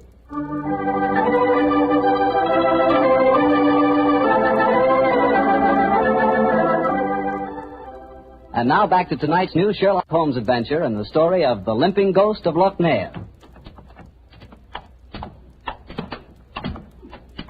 Confound it, Holmes. There's no trace of the ghost in Musician's Gallery. We gave him too much of a start, I'm afraid. Of course you didn't find him. You'll never find him because he's not mortal. Mrs. McClintock, is the original suit of armor the one worn by the first Earl of Lochnair still in the castle? Aye, sir. It's in the library through that door there. I'll take you to it. Don't bother, thank you. We'll find it. Come on, Watson. Bring that candle with you. Right, you Holmes. If you know what's good for you, you'll stop dabbling in that as you dinner really can. Holmes, what do you make of the second ghost? An imposter, obviously. But who could it have been? That's what we have to find out, old chap. Undoubtedly someone knew that the American Walter McMorris was impersonating the ghost and used this macabre method to kill him. But why kill him? Possibly his claims to the title and estate were valid. Or perhaps some fanatic was so devoted to the Lochnair legend that he assumed the role of ghost and killed him for his sacrilege. Hold the candle a little higher, will you, old chap? Yeah. Hello. Here's a suit of armor, Holmes. Lying in a heap on the floor. Oh, on the floor, eh? Whereas it obviously belongs on that stand over there. It's perfectly clear what's happened. The second figure used this armor and slipped it back in here while we were examining the dead man. Possibly, Watson, possibly. At least this armor gives us a definite clue. But it limits the field of possible suspects. How do you mean, Holmes? Well, it's an interesting fact that the human race has grown definitely larger in the past 400 years. Very few modern men can wear authentic ancient armor like this. For example, take the first item on the top of the heap lying on the floor here. These gauntlets of chain mail. Start them on. That's too small for Exactly. me. Neither you nor I could have worn this suit. No, nor could young Newland, the estate agent. Whereas his sister could have done. Yes, so could Thomas the butler. He's a small fellow. And if it comes to that, Watson, our distinguished client, the young Earl of Lochnair, is himself a small man. Right, so he is. And he might easily have had a motive. Young McMorris had disputed his right to the title earlier in the day. But we mustn't jump to conclusions. Nevertheless, you see what valuable evidence this arm has become. Hello. It sounds as if the rest of the party are on the scene. Yes, I suggest that we join them without making any reference to this suit of armor. Remember, old chap, one of them in there is a murderer, and we may have to set a trap to catch him.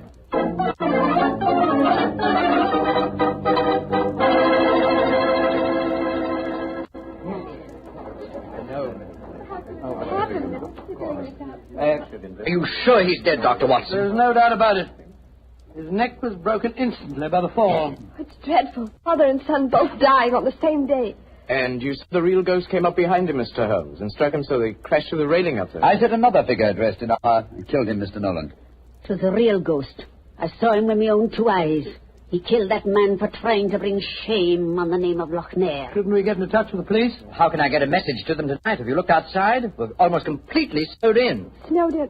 Oh, Alec, I'm frightened. Hush, darling. There's nothing to be afraid of anymore.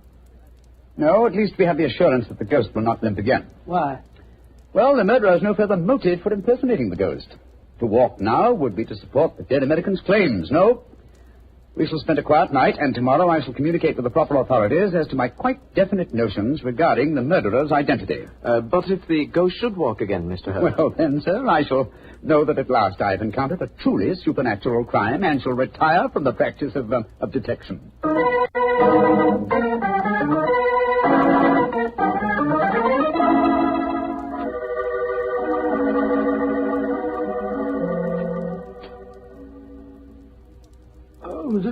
nearly 2 o'clock. You still over there by the window, puffing away that pipe of yours?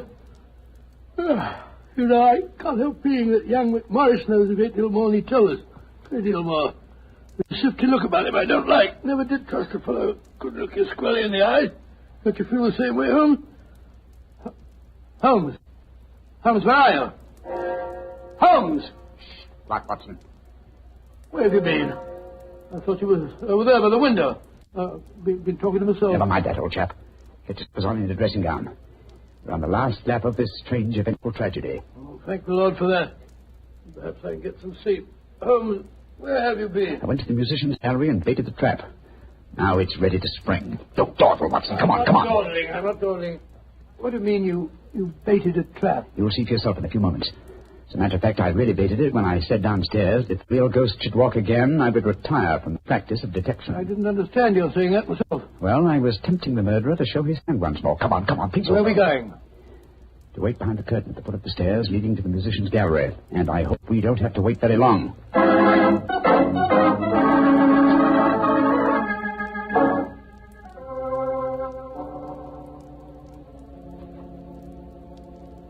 Holmes, I'm getting a crick in my neck trying to peer through this wretched curtain.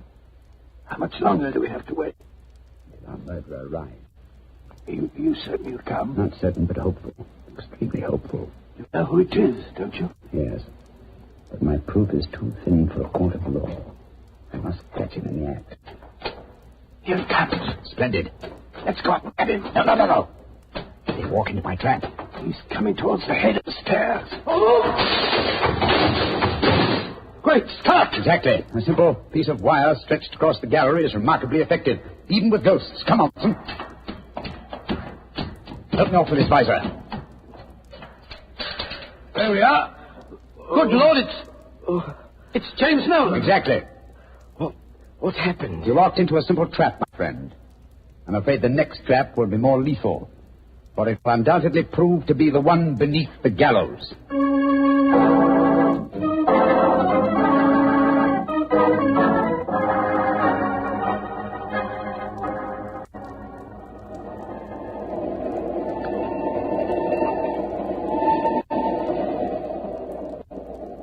Now that we're headed back for London, Holmes, perhaps you'll settle 1 or 2 points in the case that are bothering me quite a bit. Oh, with pleasure, my dear chap. What are they? I still don't see what Nolan's motive was in murdering the American. Oh, that should be obvious. He wanted to ensure that his sister's fiancé would enjoy undisputed title to the name of the States. Well, how did you know it was Nolan? When I examined the authentic suit of armor, you see, it was obvious it had never been worn. But I still don't quite understand. Oh, come now, old chap. The suit of armor was in a heap on the floor. Yeah? And if it had been hastily discarded, and yet, the gauntlets were on top of the pile, you remember? That's right, they were. If the suit had really been worn, the gauntlets would have been the first things to have been taken off, and so would have been underneath the pile. Obviously, therefore, the armor had been disarranged in order to make people believe the real ghost had walked. Yeah.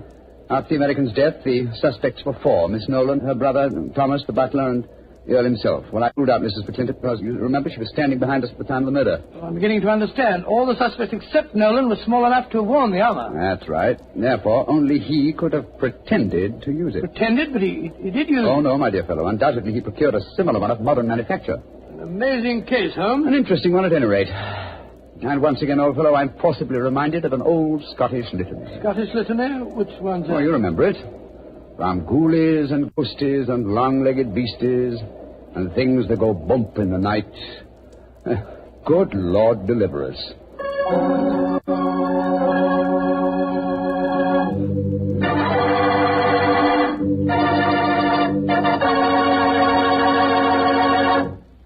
Well, Doctor, that was really a swell story. You know, for a while there, I was beginning to believe in ghosts. Well, I'm ashamed to admit it, but at the time, so was I. You know, this sounds silly, but I bet it would be fun to be one of those legendary English ghosts. You know, go around sticking your nose into everybody's business and playing practical jokes like mad and nobody able to figure out who did it. That would really be fun in a way. Well, you can go around scaring people all you want to, but not for me. I think a ghost leads a terrible life. So, for instance, a ghost can't have the pleasure of eating a nice, juicy steak. Yeah, or drinking a glass of really good wine. Ah, now you're talking, young fellow, my lad. Petri wine. Yeah, still talking, Uncle. You see, when I say good wine, I always mean Petri wine because you can depend on Petri. I know. Why, the Petri family has been making wine for generations, handing on down from father to son, all their skill and knowledge and experience. When you realize they started the Petri business way back in the 1800s, well, common sense tells you the Petri family knows practically all there is to know about the fine art of turning luscious grapes into clear, fragrant wine. Yep, whether you're looking for a swell wine to serve before dinner or with dinner or after dinner, for any occasion, you just can't go wrong with a Petri wine because Petri took time to bring you good wine. Now, Doctor, what story are you going to tell us next week? Well, now, next week, Mr. Bartell, I'm going to tell you a strange adventure that Holmes and I had in the English countryside. It concerns the apparent madness of a certain Colonel Warburton and the puzzling mystery of 2 dead dogs.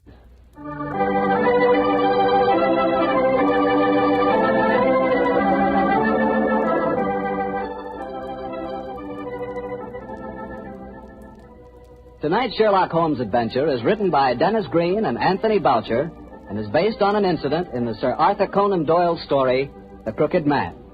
Mr. Rathbone appears through the courtesy of Metro-Goldwyn-Mayer, and Mr. Bruce through the courtesy of Universal Pictures, where they are now starring in the Sherlock Holmes series.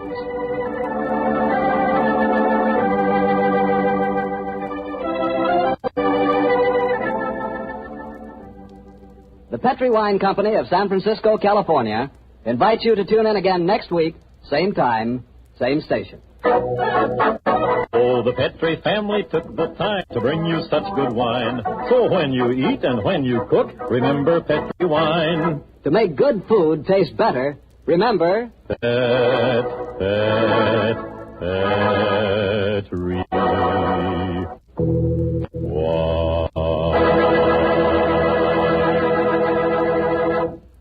This is Harry Bartell saying goodnight for the Petri family.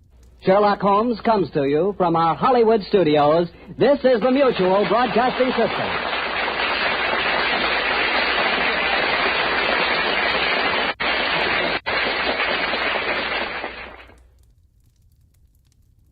Studios, this is the Mutual Broadcasting System.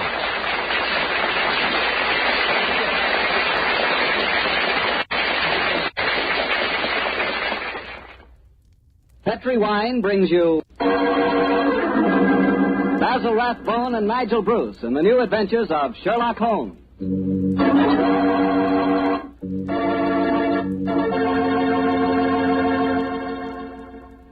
The Petri family, the family that took time to bring you good wine, invites you to listen to Dr. Watson as he tells us about another exciting adventure he shared with his old friend, that master detective, Sherlock Holmes. And you know what I wish I could share with you sometime? A bottle of Petri California sherry. Have you ever tasted Petri sherry? It's just perfect before dinner. Why, that Petri sherry can change the usual before-dinner lull into a special event, and that's a fact. Just look at the clear color of Petri sherry. It's a deep, rich amber, clear and cheerful-looking. And wait till you taste it. That's when you find out for sure just how good a wine can be. That's when you find out just what I mean when I say that the flavor of Petri sherry comes right from the heart of the grape. Try Petri sherry by itself, or with hors d'oeuvres or canopies or whatever you call those little cocktail sandwiches, and say, if you like your sherry dry, well then Petri California Pale Dry Sherry is the sherry for you. Just be sure the label says Petri, the proudest name in the history of American wines.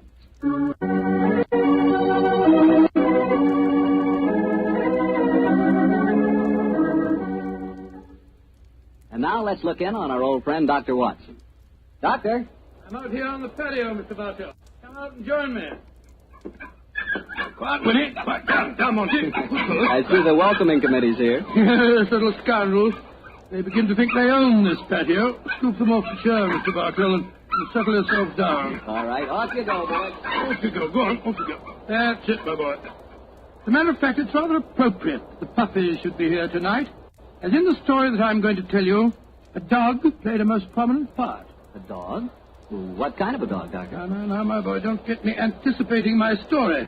For once, I'm going to start at the beginning. Which was? On a summer morning in 1890, not long after my marriage.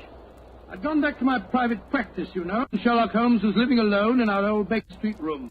You still saw him, I suppose. Indeed I did, Mr. Bartell. In fact, occasionally I even persuaded him to forego his bohemian habits so far as to visit my wife and me. But to get back to my story, I've been exceptionally busy that summer, and in consequence was feeling rather, shall we say, nervy and run down. So much so that Mary, Mrs. Watson, persuaded me to take a fortnight's holiday. We went down to the charming little village of Taplow on the lower reaches of the River Thames. But, as so often happens, the best laid schemes of mice and men gang after glare. I guess the holiday backfired on you, Doctor, and you found yourself involved in a mystery. Maybe a mystery calling for the aid of your old friend Sherlock Holmes? Quite correct, Mr. Bartell. We'd only been down there a couple of days when the trouble began. In fact, the whole thing became so involved that I thought the best thing to do was to put the whole strange story in a letter to Sherlock Holmes. This I did. And I can imagine how he chuckled when he read my... Dear old Watson. Seems to be a little out of his depth. My dear Holmes, I need your help. Or at least your advice.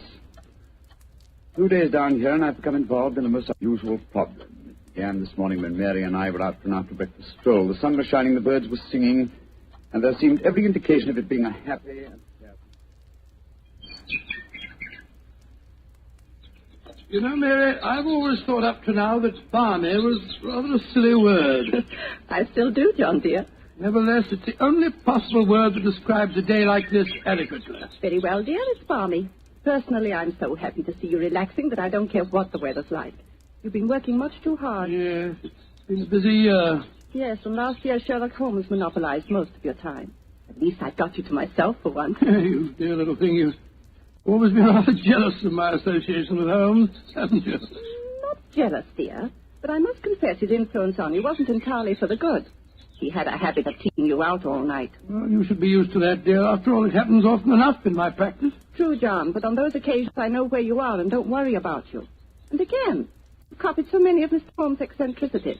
Huh? Keeping your tobacco in a Persian slipper, for instance. And, oh, John, look down. Look, do you see that woman walking across the field towards us? Yes, what's the matter? Do you know her? I'm not sure, but I think it's Ellen Warburton. I believe she does live somewhere near here. And who is Ellen Warburton? An old friend of mine. She's frightfully clever and advanced. She's interested in women's suffrage and all sorts of things. Oh, sounds dreadful. Imagine giving women the right to vote. Their place is in the home. It is Ellen. Ellen Warburton. Oh, how are you? Mary Watson. How very nice to see you again. I'm Mary Watson now. This is my husband. How do you do, Miss Warburton? How do you? How do you do? Mary, I'd heard that you'd married. Aren't you a medical detective or something, Mr. Watson? Not quite, dear. I hold the degree of Doctor of Medicine from the University of London, madam. But he's helped the great Sherlock Holmes on many of his cases. That's how I've heard of him, then. Do you mind if I walk with you a little way? Of course not, Ellen. Come along. Do you live near here, Miss Warburton? About 4 miles away, Doctor, at Chevy Grange. I'm a glorified housekeeper for my uncle, Colonel Warburton. Oh, dear, that sounds rather dull for you. As a matter of fact, the state of my uncle's health at the present moment makes it anything but dull for me. That's why I asked if I might walk with you for a way. Well, what's the matter with him, Ellen? He's going mad. Before my eyes. And I can do nothing to help him. Mad? Come now, Miss Warburton, surely you... Doctor, I'm not an hysterical girl. In fact, I regard myself as something of a scientist. I studied physics for a number of years at Bristol University. And I tell you that my uncle is going insane. What are the symptoms? Most of the time, he's perfectly normal. But when these attacks are on him, he gets in the most frightful rages and says the strangest things. He's even complained of hearing a shrill, piping whistle that comes out of nowhere. I can't hear it, nor can anyone else. But Uncle gets into the most dreadful state. I wonder, would you have a look at him for me, Dr. Watson? Well, I don't... Of course, John will do everything he can. Thank you so much. Then supposing you both come over... My dear Holmes, at 7 o'clock this evening, we found ourselves approaching Chevy Grange. It was rather a forbidding-looking place, covering a little more than an acre, I should say. As we stood waiting for admittance, I must confess that I was not entirely... Gloomy-looking place, isn't it, Mary? It is a little forbidding, John, dear. Oh, dear, what's that? Sounds like a tom-tom. Someone singing a weird chant. Seems to be coming from the direction of that barn over there. It doesn't seem quite appropriate, dear, does it? I mean, not in the heart of Buckinghamshire. Why not knock on the door again, John? Yes, it's all right, I will. Perhaps they didn't hear us. Oh, they did. Who is it? Oh, yes. It's Dr. and Mrs. Watson, my good man. Acker's the name, sir. Come in, please. The Colonel's expecting you, sir. He's in the study. This way, sir.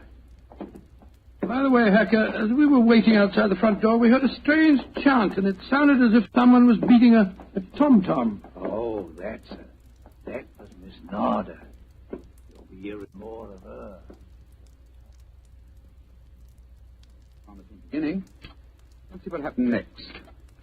This very unpleasant fellow Hacker showed us into the study where we met Colonel Warburton.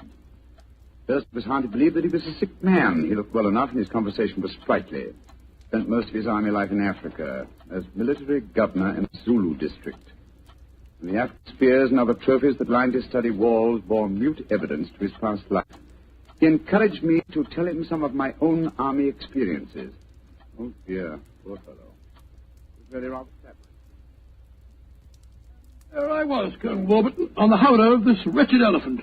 The river was a raging torrent, and I couldn't get the confounded animal to budge. Well, I'm a pretty strong swimmer, you know.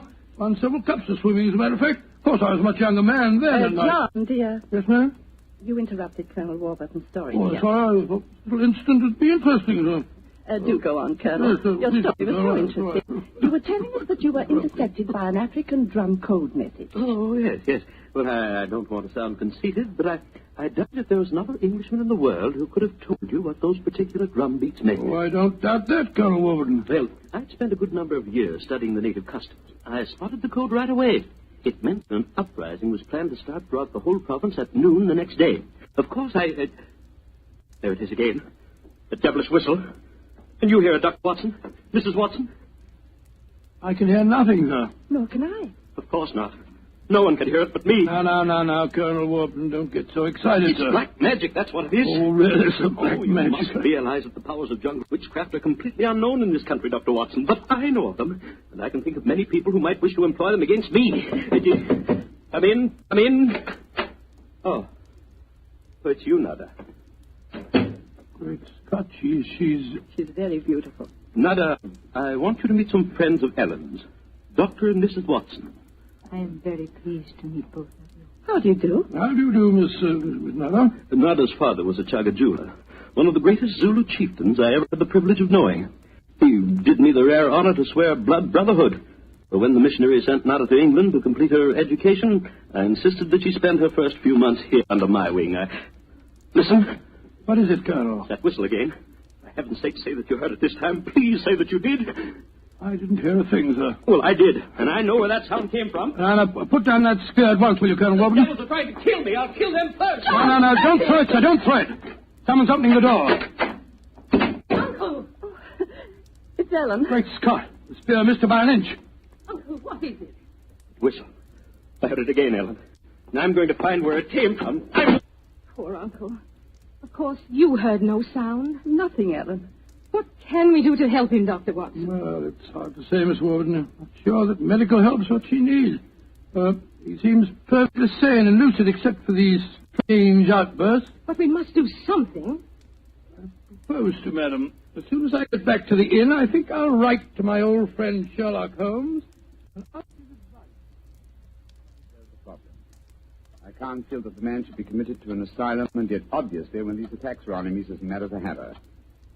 Well, fascinating problem, and one that calls for speedy action. I think a telegram to my friend Watson might help to clarify some aspects of the case. Yes. Let's see. John H. Watson, Red Lion Inn, Taplow, Bucks. I suggest that you ascertain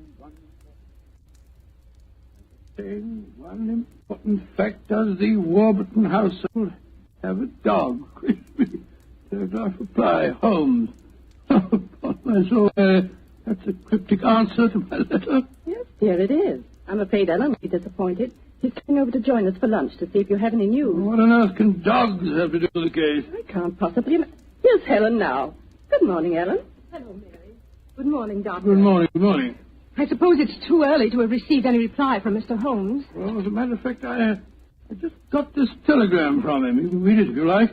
I can't see it makes much sense, that's all. But that's extraordinary. I did have a little dog. He was killed a week ago. But it didn't occur to me to tell you about it yesterday. Well, that's amazing. How could Mr. Holmes have known about it? It's very little that Holmes doesn't know, my dear. How was your dog killed, Miss Warburton? I found him in the grounds with his head smashed in by a stone. Oh, how dreadful. Who do you think did it? It might have been a poacher. And then again, it might have been... Your uncle? It's possible. When he's in those rages, I don't think he knows what he's doing. That's very important. I think I shall go and send Holmes a telegram at once. Don't wait lunch for me.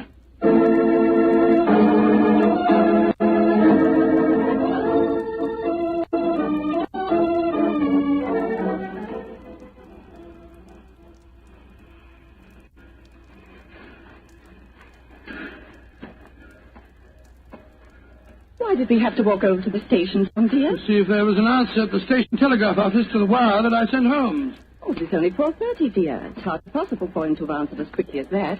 In any case, they delivered the telegram to the hotel, you know. Well, it was a nice walk, my dear. Hello, there's a train in the station now. I wonder where it's from. Why don't you ask that porter, dear? That's not a bad idea. Porter, what train is this? Oh, it's the London train, sir. Right on time. Next stop, ready? Not many people getting off there, are there? Great Scott! Look who's here! Oh, dear, it's Mr. Holmes. And you've got a dog on a leash. Oh, Watson, my dear fellow, how are you?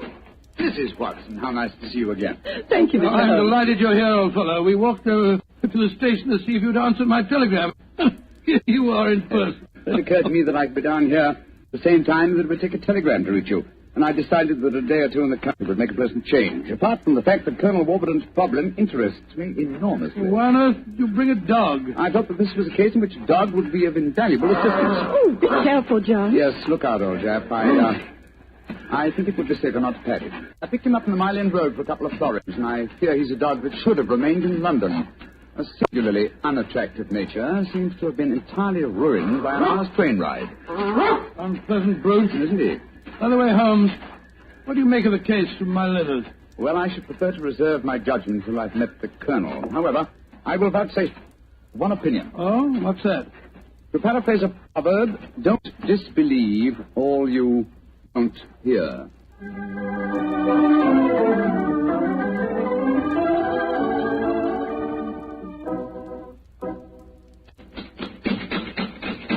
I can't think why someone doesn't answer. They can't all be out.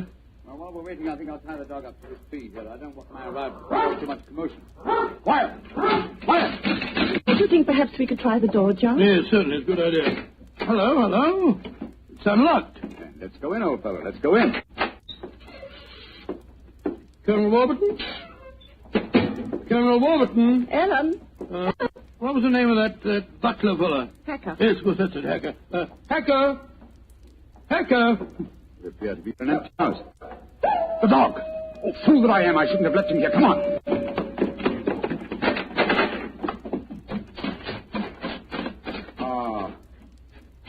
We're too late. Oh, the poor dog. He's been killed. Yes, poor brute.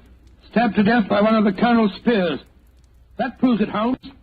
The man is mad. I think not, Watson. I think it proves that Colonel Warburton is a great deal more sane than some of the members of his household.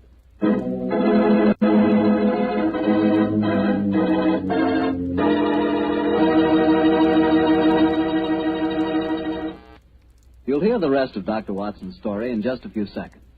Time for me to remind you that there's one secret every smart woman knows. Simply, good wine makes good food taste better. And by good wine, naturally, I mean Petri wine. Try a Petri wine with your dinner. If you want a wonderful red wine, try Petri California Burgundy. If you want a perfect white wine, try Petri California Sauterne. In fact, try them both. You'll agree, I'm sure, that next to your good cooking, nothing can do more for a meal than a glass of good wine. A glass of Petri wine.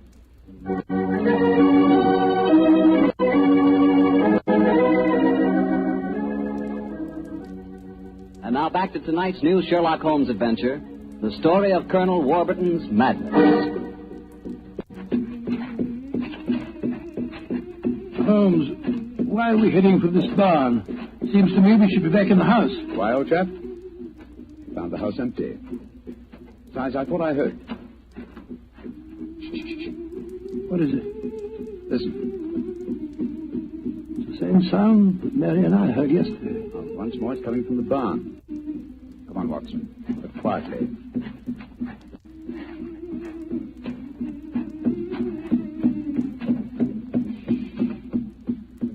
We can see through this window here. It's that Zulu girl, Nada. She's beating a drum and chanting. Who's the man with her? It's Colonel Warburton. No, it isn't. It's that servant fellow, Hacker. What in thunder is he doing here? Apparently assisting Miss Nada and some of her African mysticism. It's black magic they're dabbling with. Just as the Colonel said. Let's go in and catch them red-handed. No. Stay quiet. We'll talk to them soon enough. At the moment, I feel it's much more urgent that we find Colonel Warburton. Come on.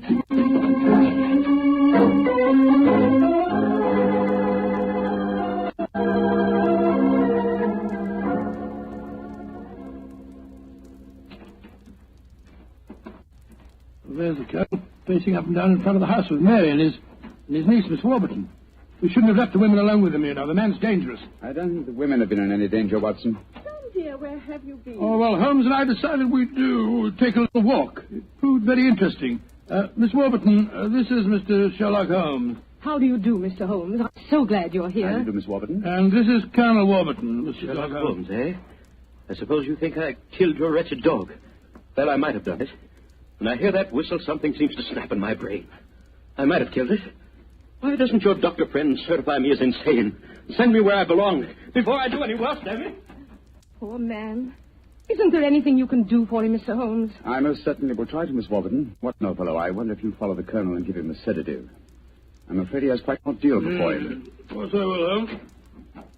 Miss Warburton, where were you when my dog was killed? Down in the greenhouse. As soon as I heard the poor animal yelping, I ran up to the house. I see. Mr. Holmes, you are going to be able to help the Colonel, aren't you? I'm convinced of it, Mrs. Watson. That is why I brought a dog from London. But now that he's dead, I must obtain another one before I can proceed further with the case. Now, I wonder where on earth I can find a dog. Look. Huh? Down by the gate. There's a little girl walking with the dog. That's Sarah Entwistle, the daughter of our neighbors. Sarah, eh? Oh, excuse me, will you? Just a moment. Sarah! Sarah! Yes? Oh, Sarah. Sarah, my dear, what a pretty dog you have there. What's his name? It's a her. Her name's Boojum. What's your name? Holmes. Sherlock Holmes. Sherlock? That's a funny name. Yes, it is, isn't it? Look here, Sarah. Here's a nice, shiny half-crown for you. Why are you giving me money? Well, because I love dogs. I want to borrow, what did you call him? Boojum. Boojum, oh, yes. I want to borrow Boojum for half an hour. Why? Well, I want to play with her, Sarah. You can play with her here. She's awfully friendly. Well, you see, I really want to take her for a nice walk. Why? She's just had Now, one. look here, Sarah. It's a beautifully shiny half-crown. Mommy's told me I mustn't take money from strangers. I'm not a stranger. I'm a friend of Colonel Warburton. Having trouble, Mr. Holmes? Yes, I am, Mrs. Watson. You see, I want to give Sarah half a crown for borrowing Boojum for a short while, but she doesn't want to do it. Sarah, does Boojum like bones? Oh, yes. Loves them. We've got a lot of bones up at the house we'd like to give her. Have they got plenty of meat on them? Plenty. She can have a wonderful feast, and then we'll bring her back in half an hour. All right. Go on, Boojum. Now, promise you'll bring her back in half an hour. We promise. Yes, Sarah. And Sarah, what about the half crown? Well, I'll take it home and ask Mommy if I may keep it. Good. Goodbye. Goodbye. And take care of Boojum. Oh, she's a sweet little girl. Mr. Holmes, you're not going to expose Boojum to any danger, are you? None, Mrs. Watson. Otherwise, I should have heard her. I'm convinced that Boojum will give us the clue to what appears to be Colonel Warburton's madness.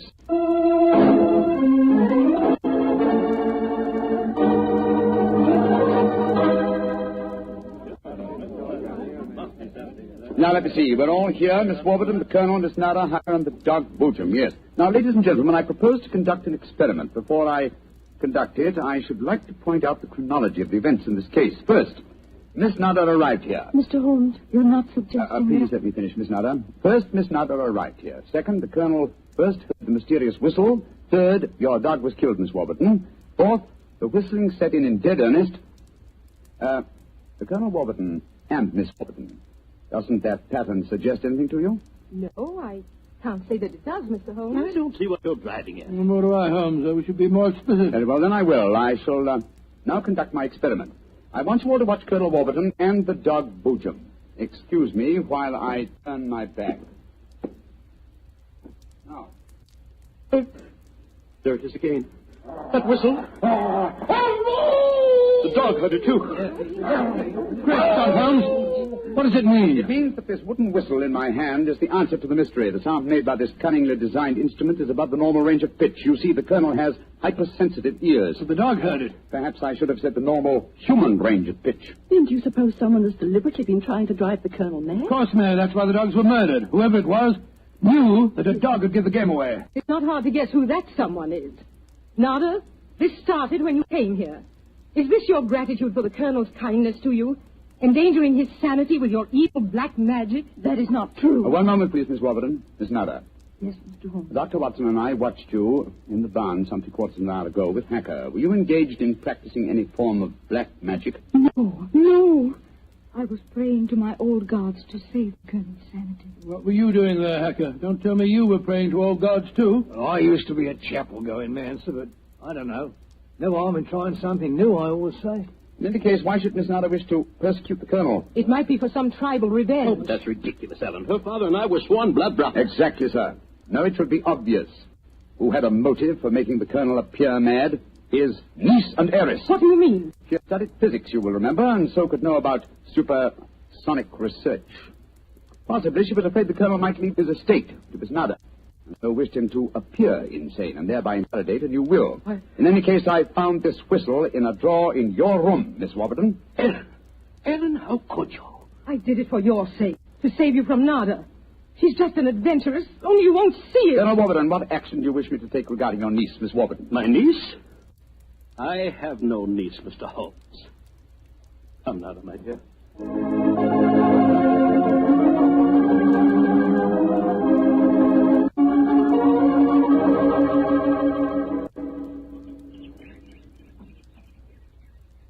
Oh, what an amazing case, Holmes. Mary, wasn't it clever the way Holmes solved it? It was very interesting, dear. I was quite enthralled. Oh, now I think I shall return to London and let you two finish your holiday in peace. Before you do that, Mr. Holmes, there's one thing we should do. What, Mary? Boojum. We promised, you know. Yes, of course. I think the three of us might walk her home. But before we do that, I suggest we rummage through the kitchen. The kitchen? What on earth for? Bones, dear. Exactly. And bones with plenty of meat on them.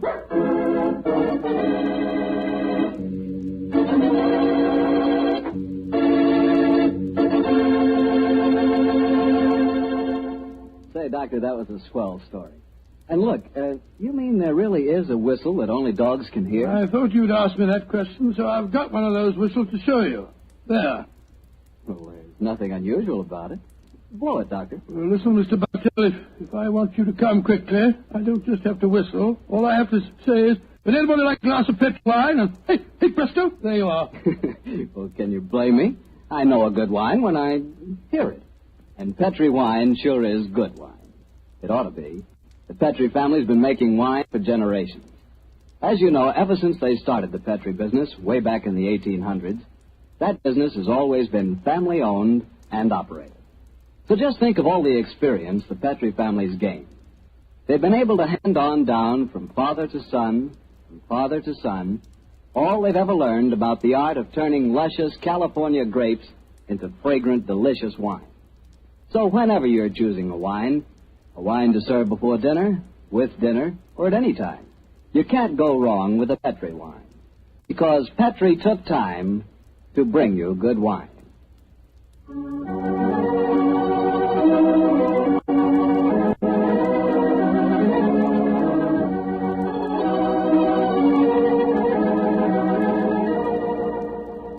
Tonight's Sherlock Holmes adventure is written by Dennis Green and Anthony Boucher and is based on an incident in the Sir Arthur Conan Doyle story, The Engineer's Thumb. Mr. Rathbone appears through the courtesy of Metro-Goldwyn-Mayer, and Mr. Bruce through the courtesy of Universal Pictures, where they are now starring in the Sherlock Holmes series.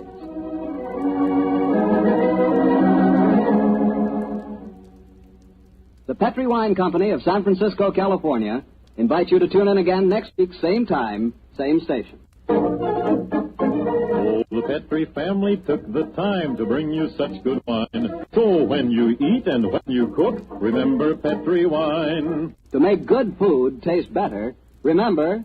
Petri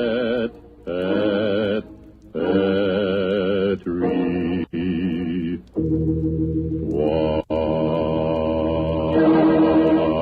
This is Harry Bartell saying goodnight for the Petri family. Sherlock Holmes comes to you from our Hollywood studios. This is the Mutual Broadcasting System.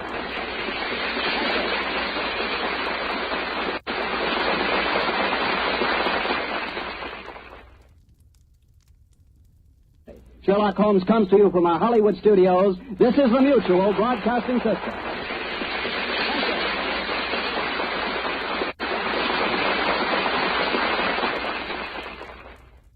This episode from the life of Sherlock Holmes will be transmitted to our men and women overseas by short wave and through the worldwide facilities of the Armed Forces Radio Service. Petri Wine brings you Basil Rathbone and Nigel Bruce and the new adventures of Sherlock Holmes.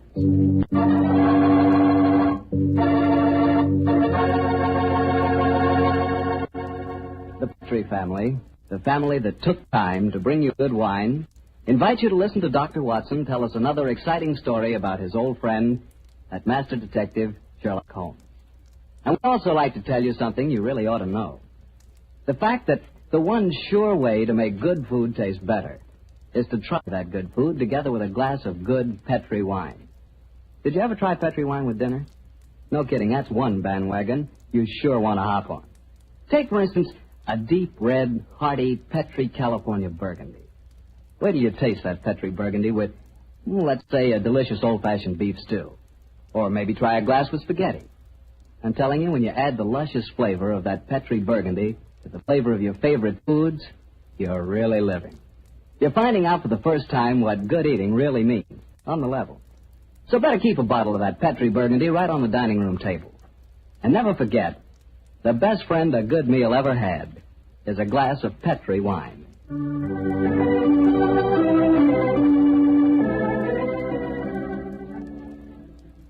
And now for our weekly visit with the good Dr. Watson. May I come in, Doctor? No, Mr. Bartell. You know me better than that. Of course, you can come in. I'm expecting you. I always look forward to these Monday evenings together, you know. Me too, Doctor. In fact, I always say this is the one doctor's appointment that never scares me. Oh, that's very nice of you, my boy. Draw up your chair and make yourself comfortable. Thanks. And what prescription do you have in mind for us tonight, Doctor? Well, now, let me see. Take one measure of subterranean peril, one of aristocratic lady in distress, a sprinkling of assorted villains, a corpse or two, and a little more than a dash of Sherlock Holmes and Dr. Watson. Take the mixture well, and you have the case of the out-of-date murder. Well, how did the adventure begin, Doctor? Exactly enough. It was in September of 1900. I remember that Holmes and I went to Eastbourne for a much-needed rest. First couple of days we spent in soothing idleness. On the morning of the third day, Holmes, a dash of colour back in his cheek and a hint of the old sparkle in his eye, suggested that we should go and call on his good friend Evan Whitnell, curator of a nearby museum. And so, just after lunch on that September day, found the two of us talking to Professor Evan Whitnell in his private office at the museum. It only seems yesterday. But all your recent discoveries in this part of England have made you world famous instead of just nationally famous. My congratulations. Professor, I do wish you'd tell me about your discoveries. Well, with pleasure, Dr. Watson. Less than 2 months ago, I was excavating on the downlands in this neighborhood when I was fortunate enough to discover a number of underground caves. Caves saturated with a heavy deposit of lime that gave clear evidence of having the property of rapidly mummifying any flesh, human or animal, deposited in them. Oh, gracious me. Interesting. And what treasures have you unearthed, Professor? Well, a number of mummified specimens of animals clearly belonging to bygone eras. My prize specimen is the body of a large wolfhound, The inscription on its collar identified the animal as having belonged to some local squire in the year 1748. Amazing. I didn't know that limestone had such qualities of preservation. Come in. Yes, Alan? What is it? Lady Clavering, Professor. She asked me to tell you that she was in the museum. Oh, yes, sir. Show her up here, will you, Alan? Very good, sir. I'm most anxious for you both to meet her, and she in turn is even more anxious to meet you. I dined with her last night, and when I told her that you were coming today, she insisted on meeting you. Oh, Whitnell, you scoundrel, there's a twinkle in your eye. I suspect that Lady Clavering is here to consult me in my professional capacity, and that you engineered the meeting. Well, perhaps I might have dropped a hint. No, I warn you, Professor, Holmes can't become involved with another case. He's completely run down. Well, don't worry, Doctor. All that Lady Clavering requires is a little advice. Advice? Oh, that's a different matter altogether. Yes, advice. I knew you wouldn't mind, Holmes. Helena, my dear, there you are. Come along in. Thank you, Alan. Allow me to introduce Lady Clavering, Mr. Sherlock Holmes and Dr. Watson. How do you do, How are you, gentlemen? Now, there you are, my dear. Sit down here. I may as well tell you, Helena, that our little plot has already been discovered. Oh, dear. And I was just getting ready to exert all my feminine wiles in an attempt to persuade you to help me, Mr. Holmes. Oh, I'm certain that he found you utterly irresistible, my dear Lady Clavering. You flatter me, Doctor. No, I mean it. The professor tells me that you're in need of a little advice, Lady Clavering. Yes, Mr. Holmes. I'll put my question simply. 5 years ago, my husband, Sir George Clavering, left me. Left you? This is me. How stupid of him. I haven't seen or heard tell of him since. I now wish to remarry. But of course I couldn't do that without having my husband declared legally dead. My dear Lady Clavering, I can't help feeling that a lawyer is the proper man to consult, not a detective. But you're suggesting that there was foul play in connection with your husband's disappearance. Oh, no, Dr. Watson. The Claverings are a strange family, self-willed and headstrong. George and I were not happy together. I think he disappeared deliberately. You reported his disappearance to the police, of course. Oh, yes, Mr. Holmes. But they've never been able to trace him. This kind of thing has happened in the family before, Holmes. Tell them about Sir Nigel, Helena. Well, he was one of my husband's ancestors. He walked out one day in 1777 and was never seen again. The family was disappearing. George knew of the legend. He often threatened to do the same thing himself. But your problem, Lady Clavering, is not that of your husband's fate, but rather of your own freedom. Yes, Mr. Holmes. Well, I'm afraid my advice can be of little consolation to you. The law has specified a number of years that must elapse before anyone disappearing can be declared legally dead. I would suggest that you possess your soul in patience until that period has elapsed. Oh, dear. And I was hoping to be able to think of some terribly clever way of getting round the law, Mr. Holmes. Lady Clavering, sometimes perhaps my methods may be unorthodox, but I assure you that getting around the law, as you put it, is a procedure I do not indulge in. Oh, dear me, now I've offended you, Mr. Holmes. And it's the last thing on earth I meant to do, I assure you. My friend's a little touchy about matters concerning his professional honor, you know, Lady Clavering. Oh, nonsense, my dear Watson. I'm not touchy and I'm not offended. And now, may I suggest we all examine the professor's latest treasures, and after that, perhaps he'll take us for a stroll on the downs. I'm most anxious to examine those lime pits of his.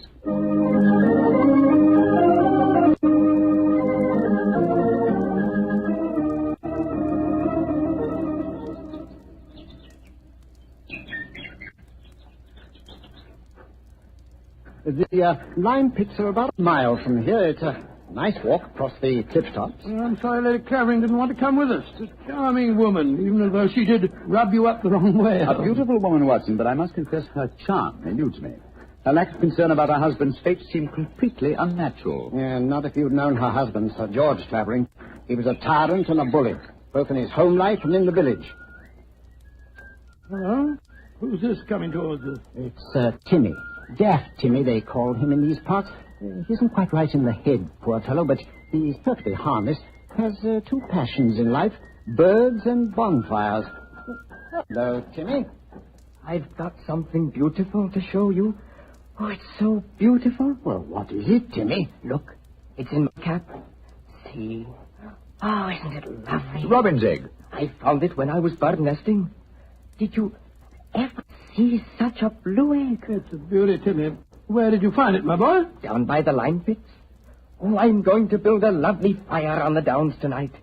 I'll let you come and watch it if you give me a shilling. Now, you be careful, Timmy, or you'll be in trouble again. Timmy doesn't get in trouble anymore now.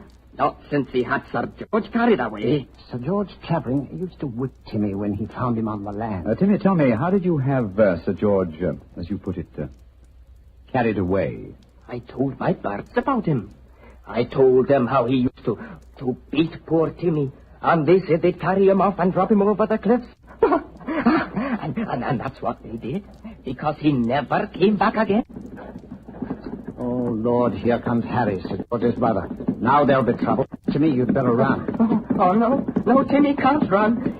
He'll break his pretty blue egg. Timmy, get off my land. If I catch you here again, I'll take my riding crop for you. Timmy hasn't done anything. Go on, be off with you, do you hear? I'll tell my birds about you. That's what I'll do. Oh, don't forget my bonfire. Infernal scoundrel. Hello, Whitnell. Oh. Hello, Harry. Have you met Sherlock Holmes and Dr. Watson? Oh, Sherlock Holmes, the professional nosy Parker, eh? Yes, Helena was just telling me about you. I'm very angry with her for talking to you about my brother. Private affair, and I intend it shall remain one. You understand, Holmes? Oh, upon my soul. The devil with your brother, sir. And with you. I'd advise you to remember that you're not addressing a half-witted villager who can't defend himself. If you know what's good for you, you'll do what I say. Impertinent brute. He spoke to you as if you were a stable boy, Holmes. Oh, really? He was quite refreshing. I'm reminded of an apposite quotation of my young friend James Elroy Flecker. Thine impudence have a monstrous beauty, likened to the hindquarters of an elephant. Yeah. He's almost as much disliked as his brother before him. Tell me, does he succeed to the title when his brother is declared legally dead? Oh, yes, and what's more, he's Helena's unofficial fiancé, worse luck. I see. Personally, I'm beginning to get a trifle bored with the affairs of the Clavering family. Let's go on to the lime cake, shall we?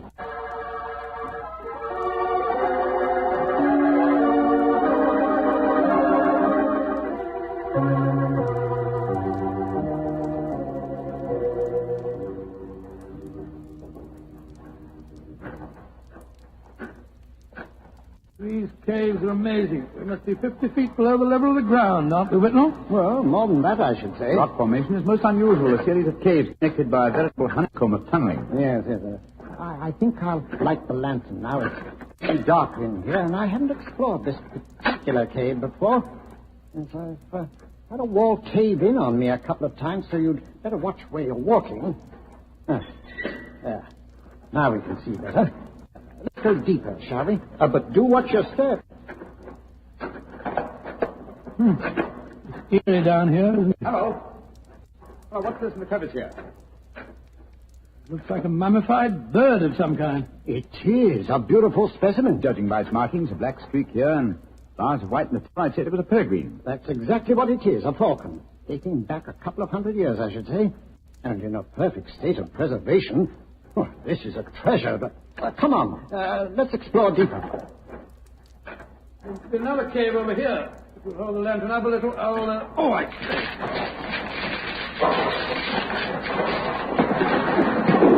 Good Lord, the whole wall's collapsed. Watson, you're not hurt, are you? No, Holmes, I'm all right. Why, you've unearthed another cave, Dr. Watson. Let's go in. I think we can just manage to pull through. Great God, I don't believe my eyes. Magnificent. Whitnell, this is a pleasure indeed. A perfectly preserved body dressed in 18th century costume, powdered with an ore. Yes, and there's no mistaking who it is. Look at that typical deep profile. It's a Clavering, and it isn't hard to identify which one. You mean the one that Lady Helena told us about this afternoon? Exactly. Without doubt, this is the body of Sir Nigel Clavering, who disappeared in 1777. Let's search his pocket. Might find some identification. Yes, here's a snuff box of the period, and some coins. Yes, the inscription of George III is still visible on them. Hello, here's his diary. This is unbelievable. What are you up to, Holmes? They're examining the body, Watson. This man was murdered. Murdered? With his wound just above the heart. Obviously inflicted with a sharp instrument, probably a dagger. This is interesting. An entirely new experience for me. The opportunity of solving an unsuspected murder committed well over 100 years ago. Glance through that diary, Watson, will you, old chap? Let's see if the devil suspected his fate. Well, hard to read. All the S's look like F's. Peculiarity of the 18th century writing. They are saying, or I suppose that means saying, they are saying in the coffee houses that my brother Harry hath been coveting my wife. This is amazing, Holmes. See how history repeats itself. It's an exact parallel of the situation existing today. Harry is coveting his brother's wife, Helena, and Sir George has not been seen for 5 years. What an extraordinary coincidence. If it were one. As it is, it's one of the most ingenious frauds I've ever seen. The clothing appears authentic, so do the coins, the faded ink, the paper of the diary, and due to the peculiar mummification of the body, it would be almost impossible to say how long it's been here. Nevertheless, I'm convinced that this is a recent corpse, and undoubtedly that of Sir George Clavering. Well, what makes you so sure, Holmes? Writing the diary. 18th century used an S. It looked like an F, it is true, but never at the end of a word. You will recall, Watson, that you were reading H-A-F, have, for H-A-S, have. That's perfectly true, I was. Well, that would be incorrect and genuine 18th century writing. So, obviously, this is an extremely clever attempt to disguise the comparatively recent murder of Sir George Clavering. It's incredible, Holmes. And yet I believe you're right. I'm sure of it. Well, what are you going to do about it? You and I, old chap, will mount guard over the body. You, my dear Whitnall, if you don't mind, will be good enough to go and fetch the police.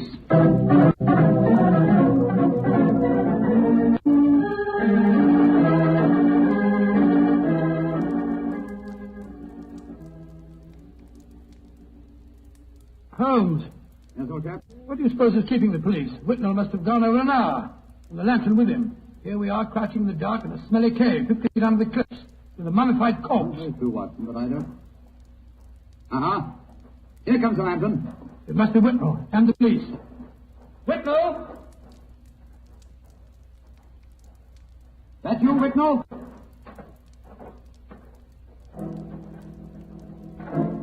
That lantern's blinding me. Is that you, Whitnall? Answer, can't you? Get out, Watson!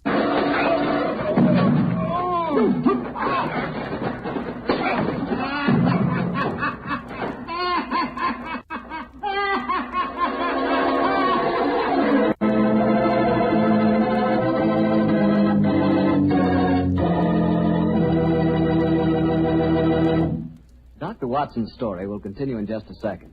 And I'm going to take that second to ask you what you think of when I say good food. When you say good food to me, I can see myself really going down on a piece of fried chicken, but really fried. You know, crisp and sort of a light brown. And when I see that chicken, I sure want to see some Petri California Sauterne. Because, believe me, Petri Sauterne is a white wine that's the wine for chicken. That Petri Sauterne has a delicate kind of flavor. Delicate like its pale gold color. But what a flavor, and what a wine. If you want a swell white wine, you certainly want Petri Sauterne. Try it and see.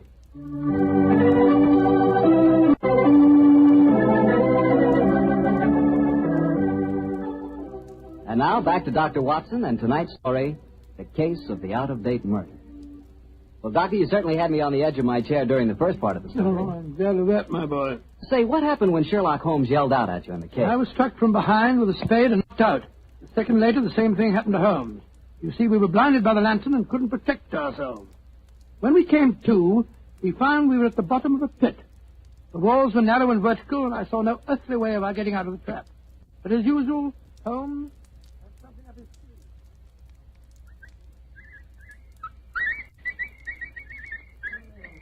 Oh, my head's throbbing. Never mind that for the moment, old chap. Put the coat off in your shirt. Come on, off with it, old boy. Come on, off with it. I've already removed mine and tied them together. Oh, what for? Oh, dear me, that blow on your head must have been unusually severe. I'm trying to make a kind of rope, Watson, a rope to get us out of here. Well, what's the good of a rope unless there's someone on the ledge above us to haul us out? If you think you're performing the Indian rope trick. My dear Watson, this is no time for your rather heavy-handed humor. Why do you keep whistling like that? You've been doing it for the past 20 minutes. I'm whistling for help. Well, why not shout? Whistle carries further. Oh, who's going to hear that? That, Timmy, I hope. Remember, he was having a bonfire on the cliff top tonight. My whistle is that of a nightingale, a song unheard in Sussex this time of the year. If it does answer it, I'm sure it'll bring him down here. Oh, well, I hope you're right. Seems to me that Whitnall and the police will never find us here. We shall mummify, just as the filthy murderer intended us to. Courage, Watson. It's worked! It's Timmy! Cutting a burning log. Get down here, Timmy! Nightingale, pretty birdie, what are you doing down there? Timmy! I've tied these clothes together to make a rope. I'm going to throw them up. You ready? Catch! Good. He's caught it. Now, Timmy, lower it to it. Oh, I shouldn't do this. They'll whip me. Oh, no. Nobody will whip you, Timmy. And we both want to give you a shilling to come up and see your bonfire. Oh, that's different. 2 shiny shillings. I'll lower the rope.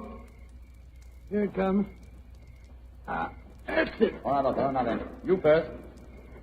All right, Timmy, pull away. Here it goes.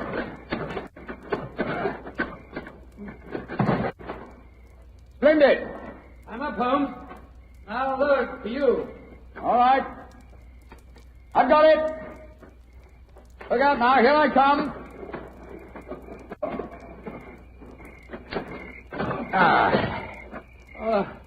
Thank goodness we got out of that place all right. I don't see the Nightingale. Oh, you must have him inside your coat. Well, never mind. We'll all go up to my bonfire and get warm. It's such a pretty bonfire.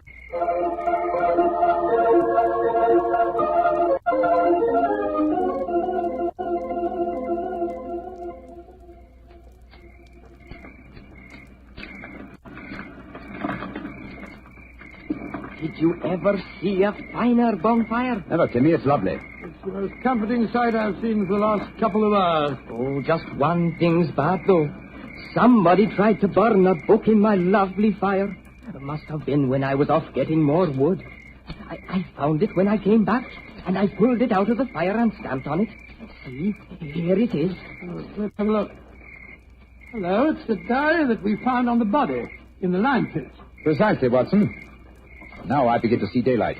People shouldn't burn books. Books are nice. Books are like birds and bonfires. But they're nice to be near. Oh, your Nightingale must be cold. I'll get some more twigs for him. Well, now that that fellow's gone away for a moment, I can see why we were attacked tonight. The murderer knew that we were going to the caves. He was afraid that his devilish plot wouldn't stand up under your scrutiny. So he watched us. When we discovered the body and sent Whitnell off for the police, he knew that he'd got to get rid of us. And who do you think that somebody is, old fellow? Well, that's easy. Only one person strong enough to have knocked us both out and shifted our bodies.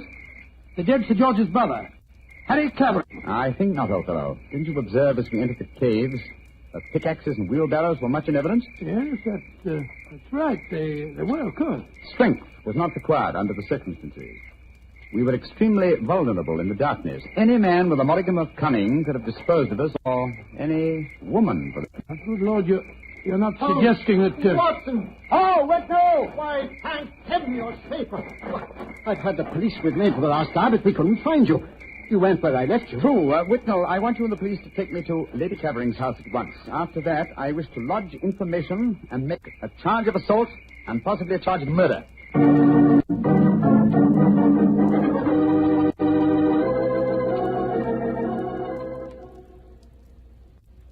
And that, Lady Clavering, is the story of how we found your husband's body. Horrible, Mr. Holmes. Horrible. But who in thunder could have planned such a devilish plot? Why did the murderer attack you and Watson? There, my dear Whitnell, you have the key to the murderer's identity. The man who so cunningly conceived and executed the murder of Sir George could never have bungled the job of disposing of Watson and myself unless he had meant to bungle it. You mean he didn't mean to kill us? Exactly. He merely wished us out of the way while the incriminating evidence was removed. You mean the diary? Of course I do. You will recall we found it partially burnt in Timmy's bonfire. That was Timmy who... No, my dear fellow. Surely it's obvious one person and only one. Knew that the diary was the key to the murderer's identity. The man who was present when we discovered it and detected the fraud. Great Scott, Professor Whitnell. Whitnell, you murdered my brother. Evan. Evan, you? Oh, no. I did it because I love you, Helena. All these years has been nothing in my life that meant anything but you. How could you? I thought that if George were out of the way, I could make you care for me. And when I realized that you loved Harry, I was mad with jealousy. And so I planned to conceal George's body forever. It was a clever plan. You said so yourself, Holmes. If it hadn't been for you, it would have worked. Yes, it was diabolically clever, Whitmore, but I'm afraid that no amount of cleverness now can prevent you from paying for your crime.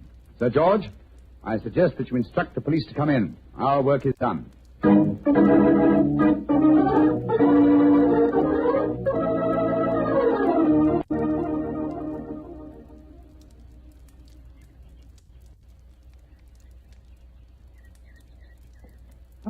Holmes, look there on the point. Timmy's bonfire is still burning away. Yes. Tim is a simple fellow with simple tastes.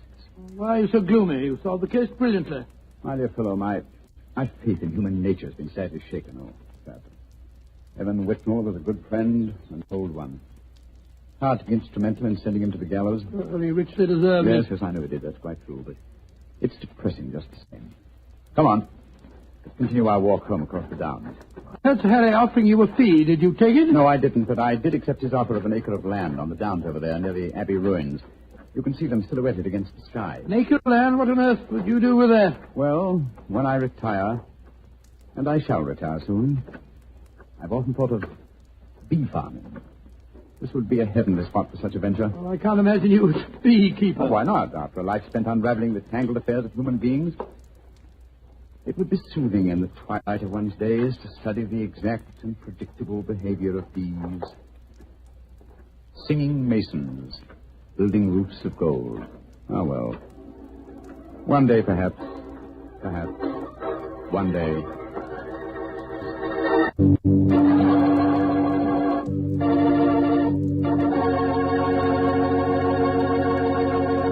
Well, Doctor, that was a swell story. You know, I'm sure glad we get together like this once in a week. Oh, thank you very much. Next week, why not come over a little earlier for dinner? Oh, no, I wouldn't think of having you go through all that trouble. Oh, well, of course, if you feel that way. Well, say, aren't you going to coax me? To tell you the truth, I knew I wouldn't have to coax you. Mr. Bartell, I was just going to show you the 2 thick steaks that I've got frozen in my refrigerator. Oh, no. Oh, yes. I'll also put aside a bottle of Petri Burgundy. Well, in which case, I'll bring along a very hearty appetite. If you pick the steak, I know it's good, and when it's Petri wine, you know that's got to be good, too. Because the Petri family has been making fine wine for generations. They've owned and operated the Petri business ever since its inception, way back in the 1800s. During all that time, they've sure learned plenty about the fine art of turning luscious grapes into clear, fragrant, delicious wine. And they've been able to take this experience and hand it on down from father to son, from father to son. That's why, when you want wine for any occasion, you can't go wrong with a Petri wine. Because Petri took time to bring you good wine. Now, Dr. Watson, what story do you have lined up for us next week? Well, now, let me see. Next week, Mr. Bartell, I'm going to tell you an adventure that occurred to Holmes and me in the shadowy depths of the Limehouse district in London. It's a strange tale of death and terror. I call the story The Eyes of Mr. Layton. Well, Doctor, we'll be sure not to miss it. And meanwhile, don't you forget you promised to contribute to the National War Fund. National War Fund, of course, Mr. Bartell. It's a must. The money you give to your war fund not only helps the men and women in our armed forces, and it not only helps our allies, but that money goes to work right in your own community, helping make possible many relief and welfare agencies in your own hometown. So let's all be generous in victory. Give to your community war fund. Tonight's Sherlock Holmes adventure is written by Dennis Green and Anthony Boucher and is based on an incident in the Sir Arthur Conan Doyle story, The Adventure of Wisteria Lodge.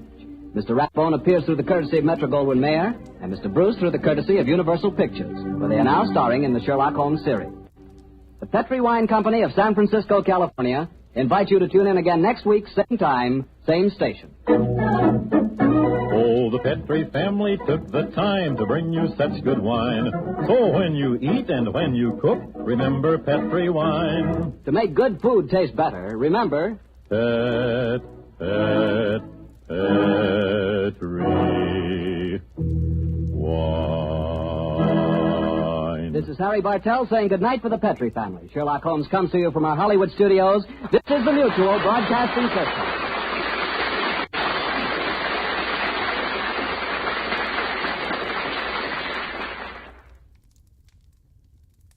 The Petri family. Sherlock Holmes comes to you from our Hollywood studios. This is the Mutual Broadcasting System.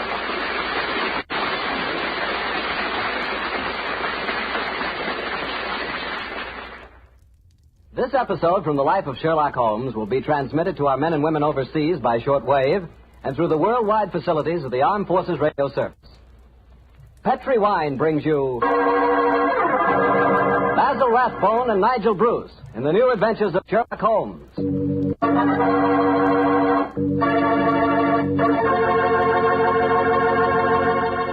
The Petri family, the family that took time to bring you good wine, invites you to listen to Dr. Watson tell us another exciting story about his good friend, that master detective, Sherlock Holmes. And I'd like to tell you something that maybe you already know. The fact that America's favorite wine is port wine. Did you know that? If you didn't, you'll know why port is the way out front favorite if you'll just sample some Petri California port. You just look at that Petri port and you know it's good.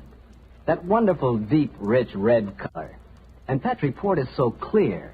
Just hold it to the light and you can sort of see right through the glass. But what you want to know really about a wine is how does it taste? And I'll tell you something. I've never yet been able to find the adjective that'll do Petri port justice. It's wonderful, honest.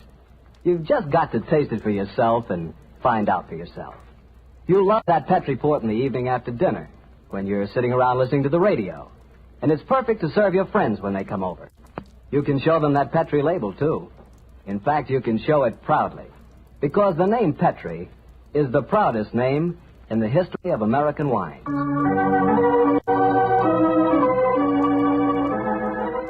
And now for our weekly doctor's visit.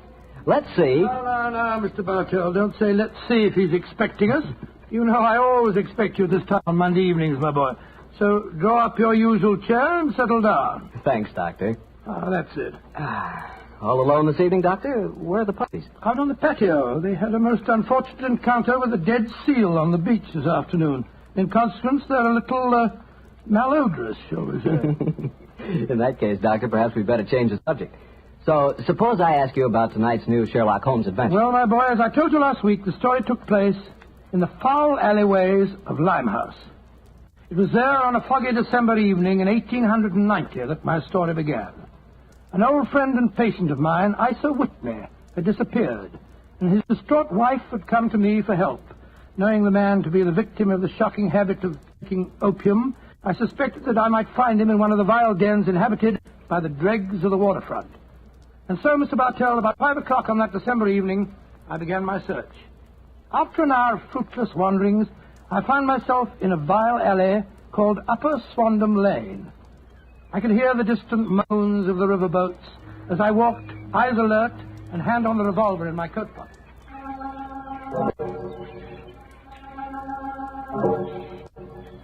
Suddenly, I saw a steep flight of steps leading down to a black gap, like the mouth of a cave. I walked down them.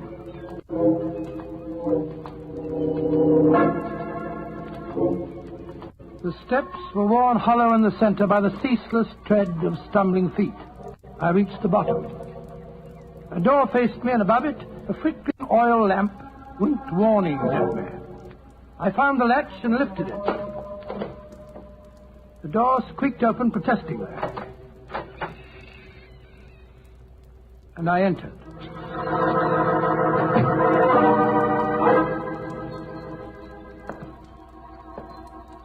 There was a tinkle of Chinese wind bells as I walked towards a long, low room. A strange sight met my eyes. Through the gloom, thick and heavy with the brown opium smoke, I saw that the room was terraced with wooden berths, like the forecastle of an elegant ship. Out of the shadows, there glimmered little red circles of light, now bright, now faint, as the burning poison waxed or waned in the metal pipes. Bodies lay in strange, fantastic poses. Bowed shoulders, bent knees, heads thrown back. The attendant came up to me with a pipe and beckoned me to an empty berth. I haven't come here to smoke your filthy drug. I'm looking for a friend, Mr. Isa Whitney. No, Mr. Whitney here. Well, I'm going to search the place. You must not disturb the priest. I'm carrying a revolver, so you'd better not argue with me, my good man. Out of the way. I searched that filthy den, but found no trace of my missing friend. As I was leaving in despair, a long shaking hand reached out and plucked at my sleeve. I turned, and there sprawled in a berth was the wreckage of a man, his gaunt face yellow and twitching, his clothes filthy and ragged, and the pupil of his eyes pinpoints. He spoke to me in a thin, quavering voice. For heaven's sake, get me out of here. Now, look here, my man. Don't say you won't help, Governor. Ain't you got out? Please help me, Governor. Take me out of here. Strike me pink, I'm going to bomb, I tell you. Oh, what must you expect if you indulge in this filthy habit? Take me out of here, Governor. I'll go straight this time. Cross me out, I will. Oh, very well. Come along with me. I suppose it's my duty to help you. Ah, bless you, Governor. Here, now, give me your arm. You cannot take him away. He owe me money. That's a bleeding lie. I paid him when I come in, I did. He cannot go with you, mister. You remember what I said about my revolver, you blackguard? If I have any more trouble with you, I'll fetch the police. Come along. He owe me money. He owe me money. Infernal scoundrel, owe me money. Tell him all proper, Governor. Not off you didn't.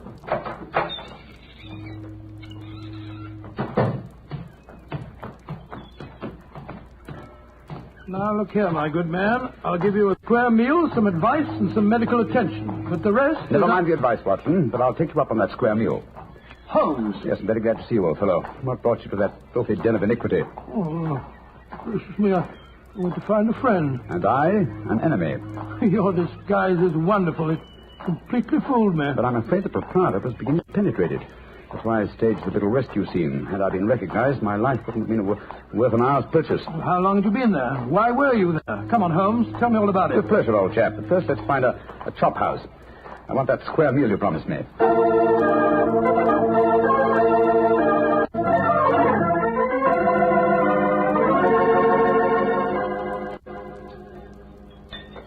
An excellent meal, Watson. Yes, you're surprisingly good for such a shoddy-looking place. Well, Holmes, now perhaps you'll tell me what you were doing in that opium den. I've already told you my story. I'm shadowing a most unusual criminal. A man who haunts the opium dens. Yet I know that he himself is not an addict. Oh, I don't see anything very criminal about that. He might be looking for a thrill, or perhaps he's one of those writer fellows or something. But this man pretends to be an addict. I watched him closely. He fakes his smoking, and grease paint has enabled him to simulate the characteristic pallor of a drug victim. He even affects the typical mannerism of nose scratching, but it's his eyes that give him away. The pupils are wide open, I suppose. Exactly, old fellow. Whereas, if he were really addicted to the drug, they would, as you know, be contracted. I myself always treat my eyes with a special kind of drop on the occasion when, I have to enter these dens. Why does a man haunt an opium den in order not to smoke? That, my dear Watson, is the problem that I intend to solve. Perhaps the fellow's a policeman or a private detective like yourself, Holmes. I've already checked on those possibilities. No, Watson, I believe there is only one answer. I believe the man is planning a murder. A murder?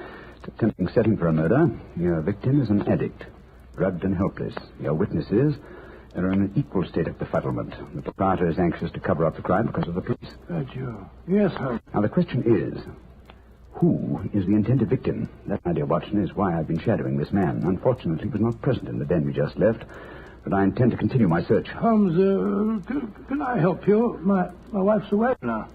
You know, it's a long time since we were on a case. I shall be delighted, my dear chap. I've missed you sadly during the past few months. And are you, Holmes? What's the next move? Back to Baker Street, old fellow. My disguise is wearing thin, and I must contrive a new one.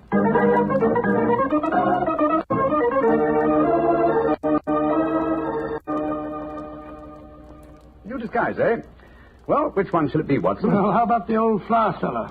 I love that one. Well, it's pretty impressed about it. Oh, no, my dear fellow, no. Hardly appropriate for an opium den. In any case, the clothes are so wretchedly uncomfortable. Well, how about the music hall singer? Oh, that chap, yes. Oh, I don't want to be beside the seaside. I don't want to be beside the sea. I don't want to stroll along the prom, where the brass band plays tiddly-um. Oh, confound it. Who can that be? You weren't expecting anyone, were you? No. So this is just like the old days. The doorbell ringing, Mrs. Hudson toddling off and bringing up some poor devil in trouble and... Say that rather wistfully, old fellow. Don't tell me that you repent of marriage. No, of course not, Holmes. Mary's a perfect darling, and I couldn't be happier. Just the same. It is rather fun to be back here again. Come in. Yes, Mrs. Hudson? It's a gentleman, sir. He gave me this card. Says he's very anxious to see you. Wayne J. Layton, President, Layton Corporation, Chicago, United States. Ask him to come up, will you, Mrs. Hudson? Aye, sir.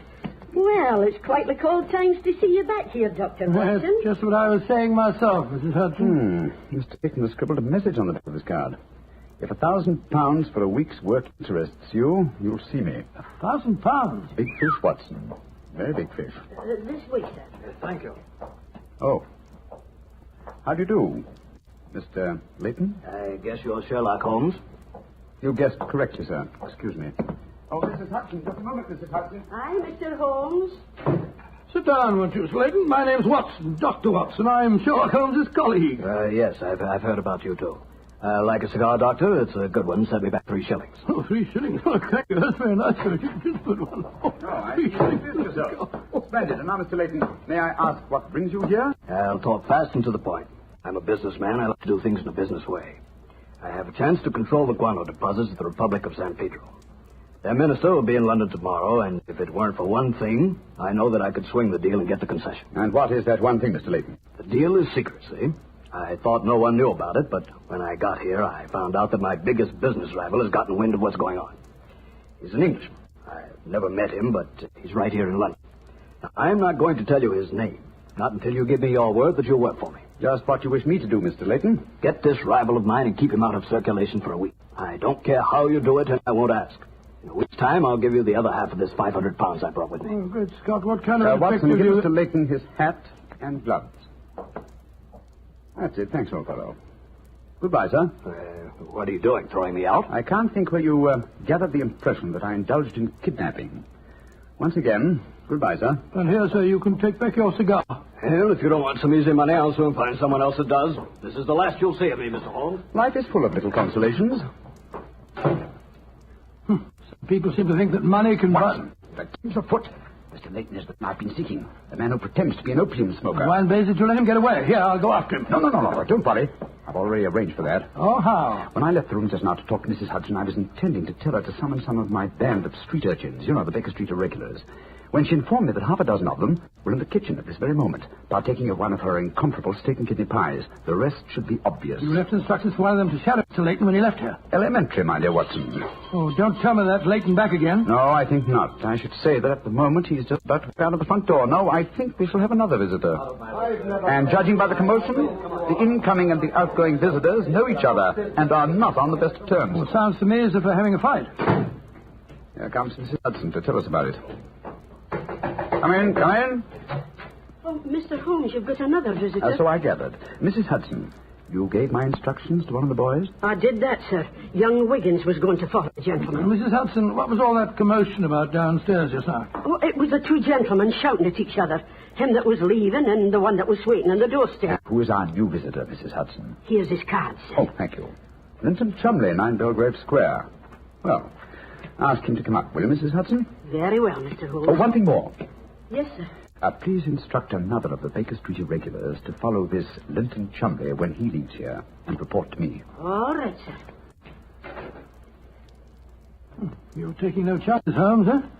You're having this fellow shadowed, too.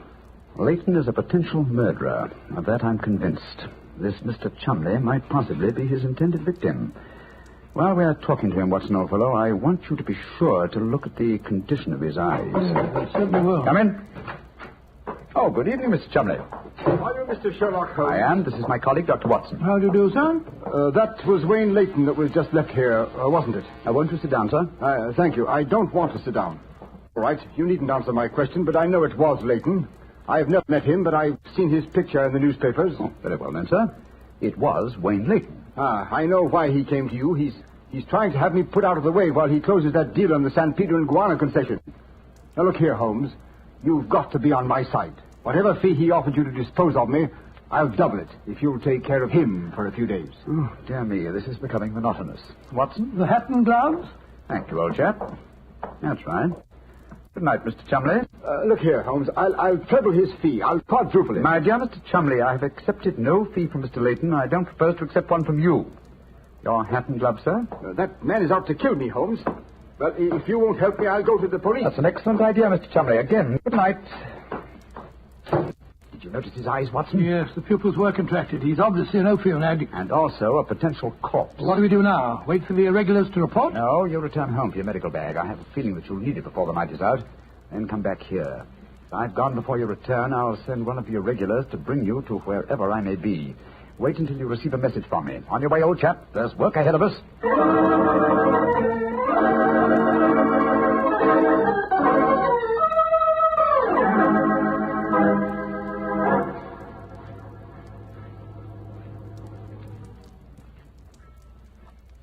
Wiggins, you're certain that this is the place that Mr. Holmes told you to bring me to? Oh, yes, Dr. Watson. The corner of Swanham Line and Brixton Street, Mr. Holmes said. Well, this is the spot, all right. I don't see any sign of him. Hello? This old woman coming towards us. So that's the disguise he chose. Oh, spare me a few coppers, will you, mister? My feet hurt something awful, and I ain't had a bite of food all day. No, you don't. You can't fool me this time. As a matter of fact, your makeup isn't very convincing. You hardly look like a woman, and nobody's nose could be quite as red as that. Don't look like a woman, don't I? Your nose is too red, is it? I hate that. What? No, steady, look Might there. be funny, but poor old woman who's poison me. I'm sorry, madam. I didn't mean to insult you.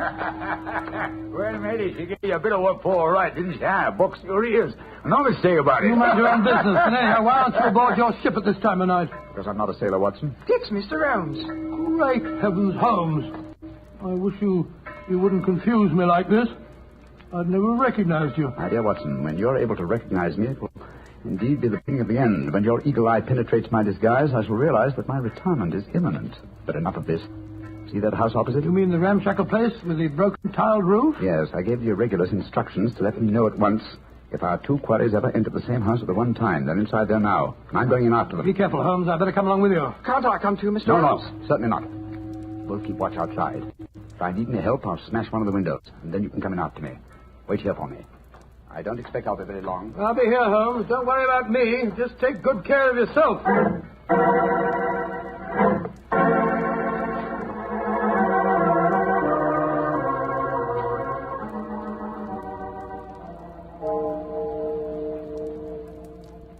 It's 1 o'clock, Doctor. Yes, I know, Wiggins. He's been in there half an hour. I'm beginning to get worried. Start going off. No, Wiggins. You know Mr. Holmes. When he gives orders, he likes them. There's the signal for help. Keep watching the house, Wiggins. I'll be out in 5 minutes. Go for the police. Watch out, sir. All right, Holmes, all right. I'm coming.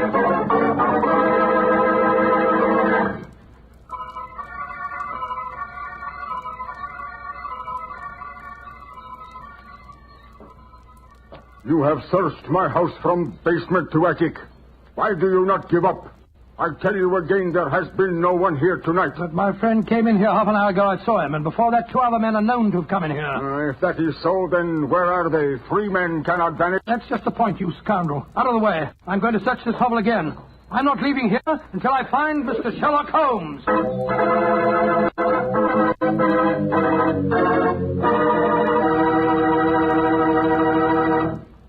You'll hear the rest of Dr. Watson's story in just a second.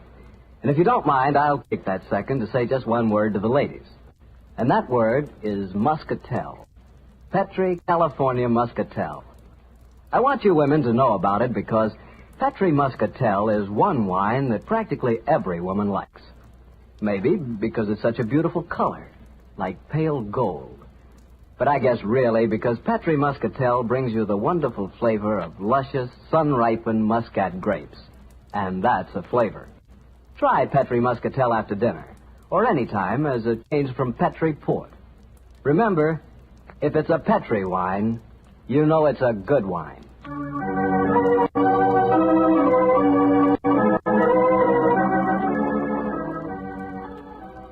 And now back to Dr. Watson and tonight's story, The Eyes of Mr. Layton.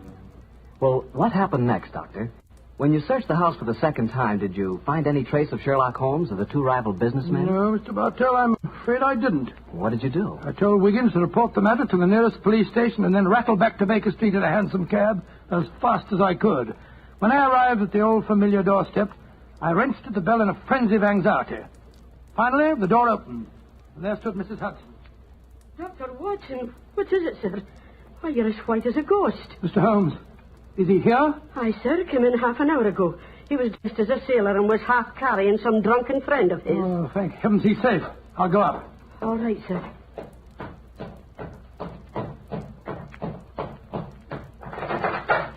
Now, what's no, chap?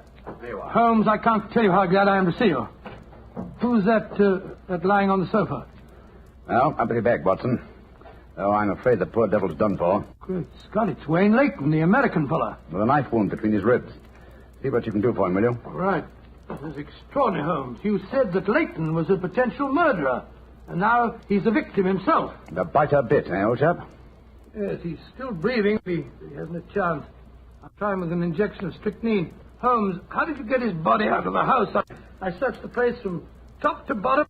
I found no trace of any of you. When I went in, I found the stabbing had already taken place. The proprietor then bribed me, or rather the broke-down cellar he took me for, to smuggle the body out through the secret stairway leading to the walls at the back of the house. Well, no trace of Chumley there? No, he must have left before me by the same exit. Well, then you smashed the window and bolted. Yes, I knew that I could count on you to hold the fort while I was getting the body away. Mm-hmm. Try to say something, Watson. Yes, the injection's beginning to take effect. Yes, Mr. Layton? What are you trying to say? Tell us, who stabbed you, sir? Lips are moving.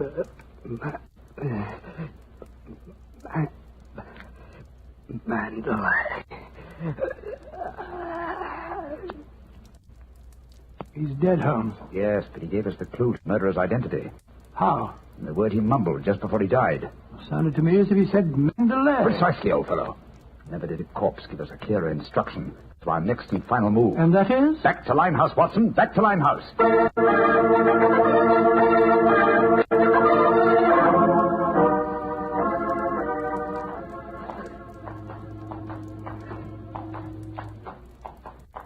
Here we are. This is the place. What's this? Another opium den? Yes, I knew that since Chumley refrained from smoking earlier on in the night, in order to keep his faculties alert for murder, that an enormous reaction would set in. That kind of den, at once, and beyond question a different one from that in which the murder was committed.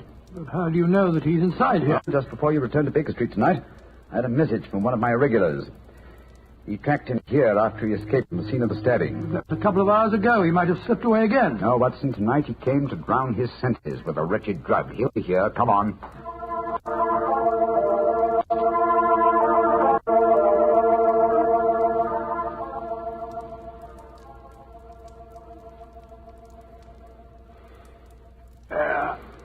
That second injection of caffeine should bring him round. He's heavily drugged, but I think it'll work. Surprising what a £5 note will do, isn't it? Yes, the proprietor let us bring Chumley into his private room, and he's coming to. Who are you? What do you want? You remember me, sir? I'm Sherlock Holmes. Oh, yes, I remember you. You're in serious trouble, Mr. Chumley. Very serious trouble. Trouble? What trouble?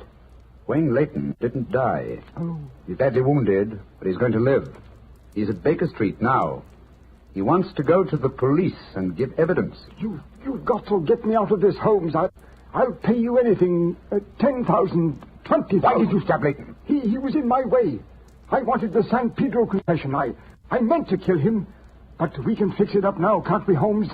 We can fix it up now. Yes, we can fix it beautifully, sir. As neat a murder confession as ever I listened to, Holmes. Exactly. Come along, Mr. Chumley. I think some night air will be good for you. We'll take you for a nice drive to Scotland Yard.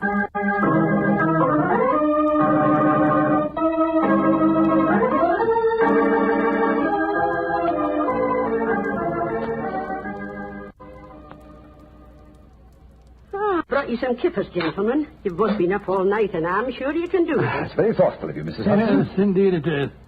What is Mrs. Watson going to say when she finds you've been out all night? Don't you worry about that, Mrs. Hudson. She's very understanding. It's lucky for you that she is. Well, I'll go and leave you to your breakfast. Holmes. Yes, dear fellow? There's only one thing that puzzles me about this case. Oh, what's that? When Layton was dying, he muttered the word Mandalay. How did that give you the key to the murderer's identity? Oh, the dead American had never met Mr. Chumley, you remember, except when they bumped into each other in our hallway. Yes, he told us that he recognized him from the newspaper photograph. Being an American, he had no reason to know that the name Chumley is in no way pronounced the way it is spelled. Oh, I never thought of that. Chumley. That name's spelt C-H-O-L, Chow, M-O-N, Mon, D-E-D-E-R, L-E-Y. Chol Mondale. Mondale. Precisely, fellow. What you thought to be Mandalay was really Chol Mondale, the name of the murderer. What an amazing case. You did a remarkable job, Holmes. I'm beginning to be confoundedly sleepy. Why not sleep, old chap? Your old room's all ready for you. Are you going to take a nap? Oh, dear me, no. I have much too busy a day ahead of me. Let me look at my engagement book. Baxter Square murder. Mm-hmm. I put the police on the track. The Duchess of Ferrers. Got her material. The princess who was about to run away from home. Good gracious me, let her run. The Pope's cameos. Ah, yes. His Holiness must not be kept waiting. Can I help you again, Holmes? Mary doesn't return until tomorrow. Well, I thought you were sleepy, old fellow. Sleepy rubbish. I never felt more wide awake in my life.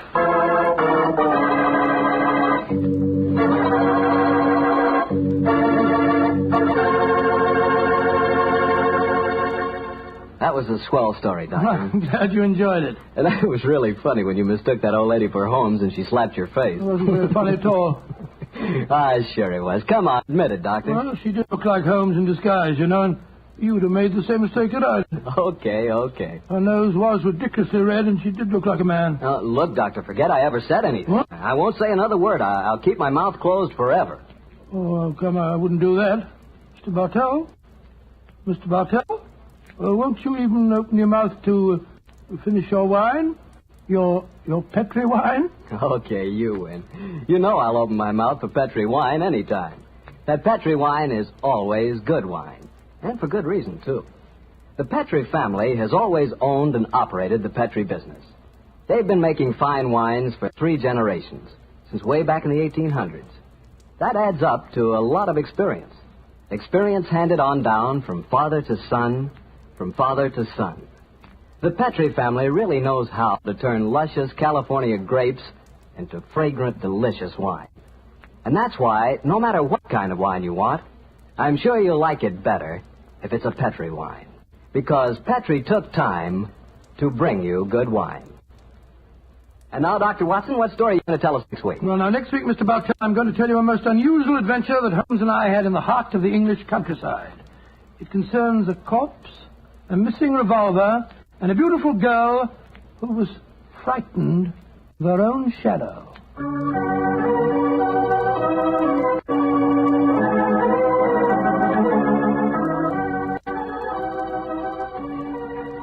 Tonight's Sherlock Holmes adventure is written by Dennis Green and Anthony Boucher and is based on an incident in the Sir Arthur Conan Doyle story, The Man with the Twisted Lip. Mr. Rathbone appears through the courtesy of Metro-Goldwyn-Mayer, and Mr. Bruce through the courtesy of Universal Pictures, where they are now starring in the Sherlock Holmes series.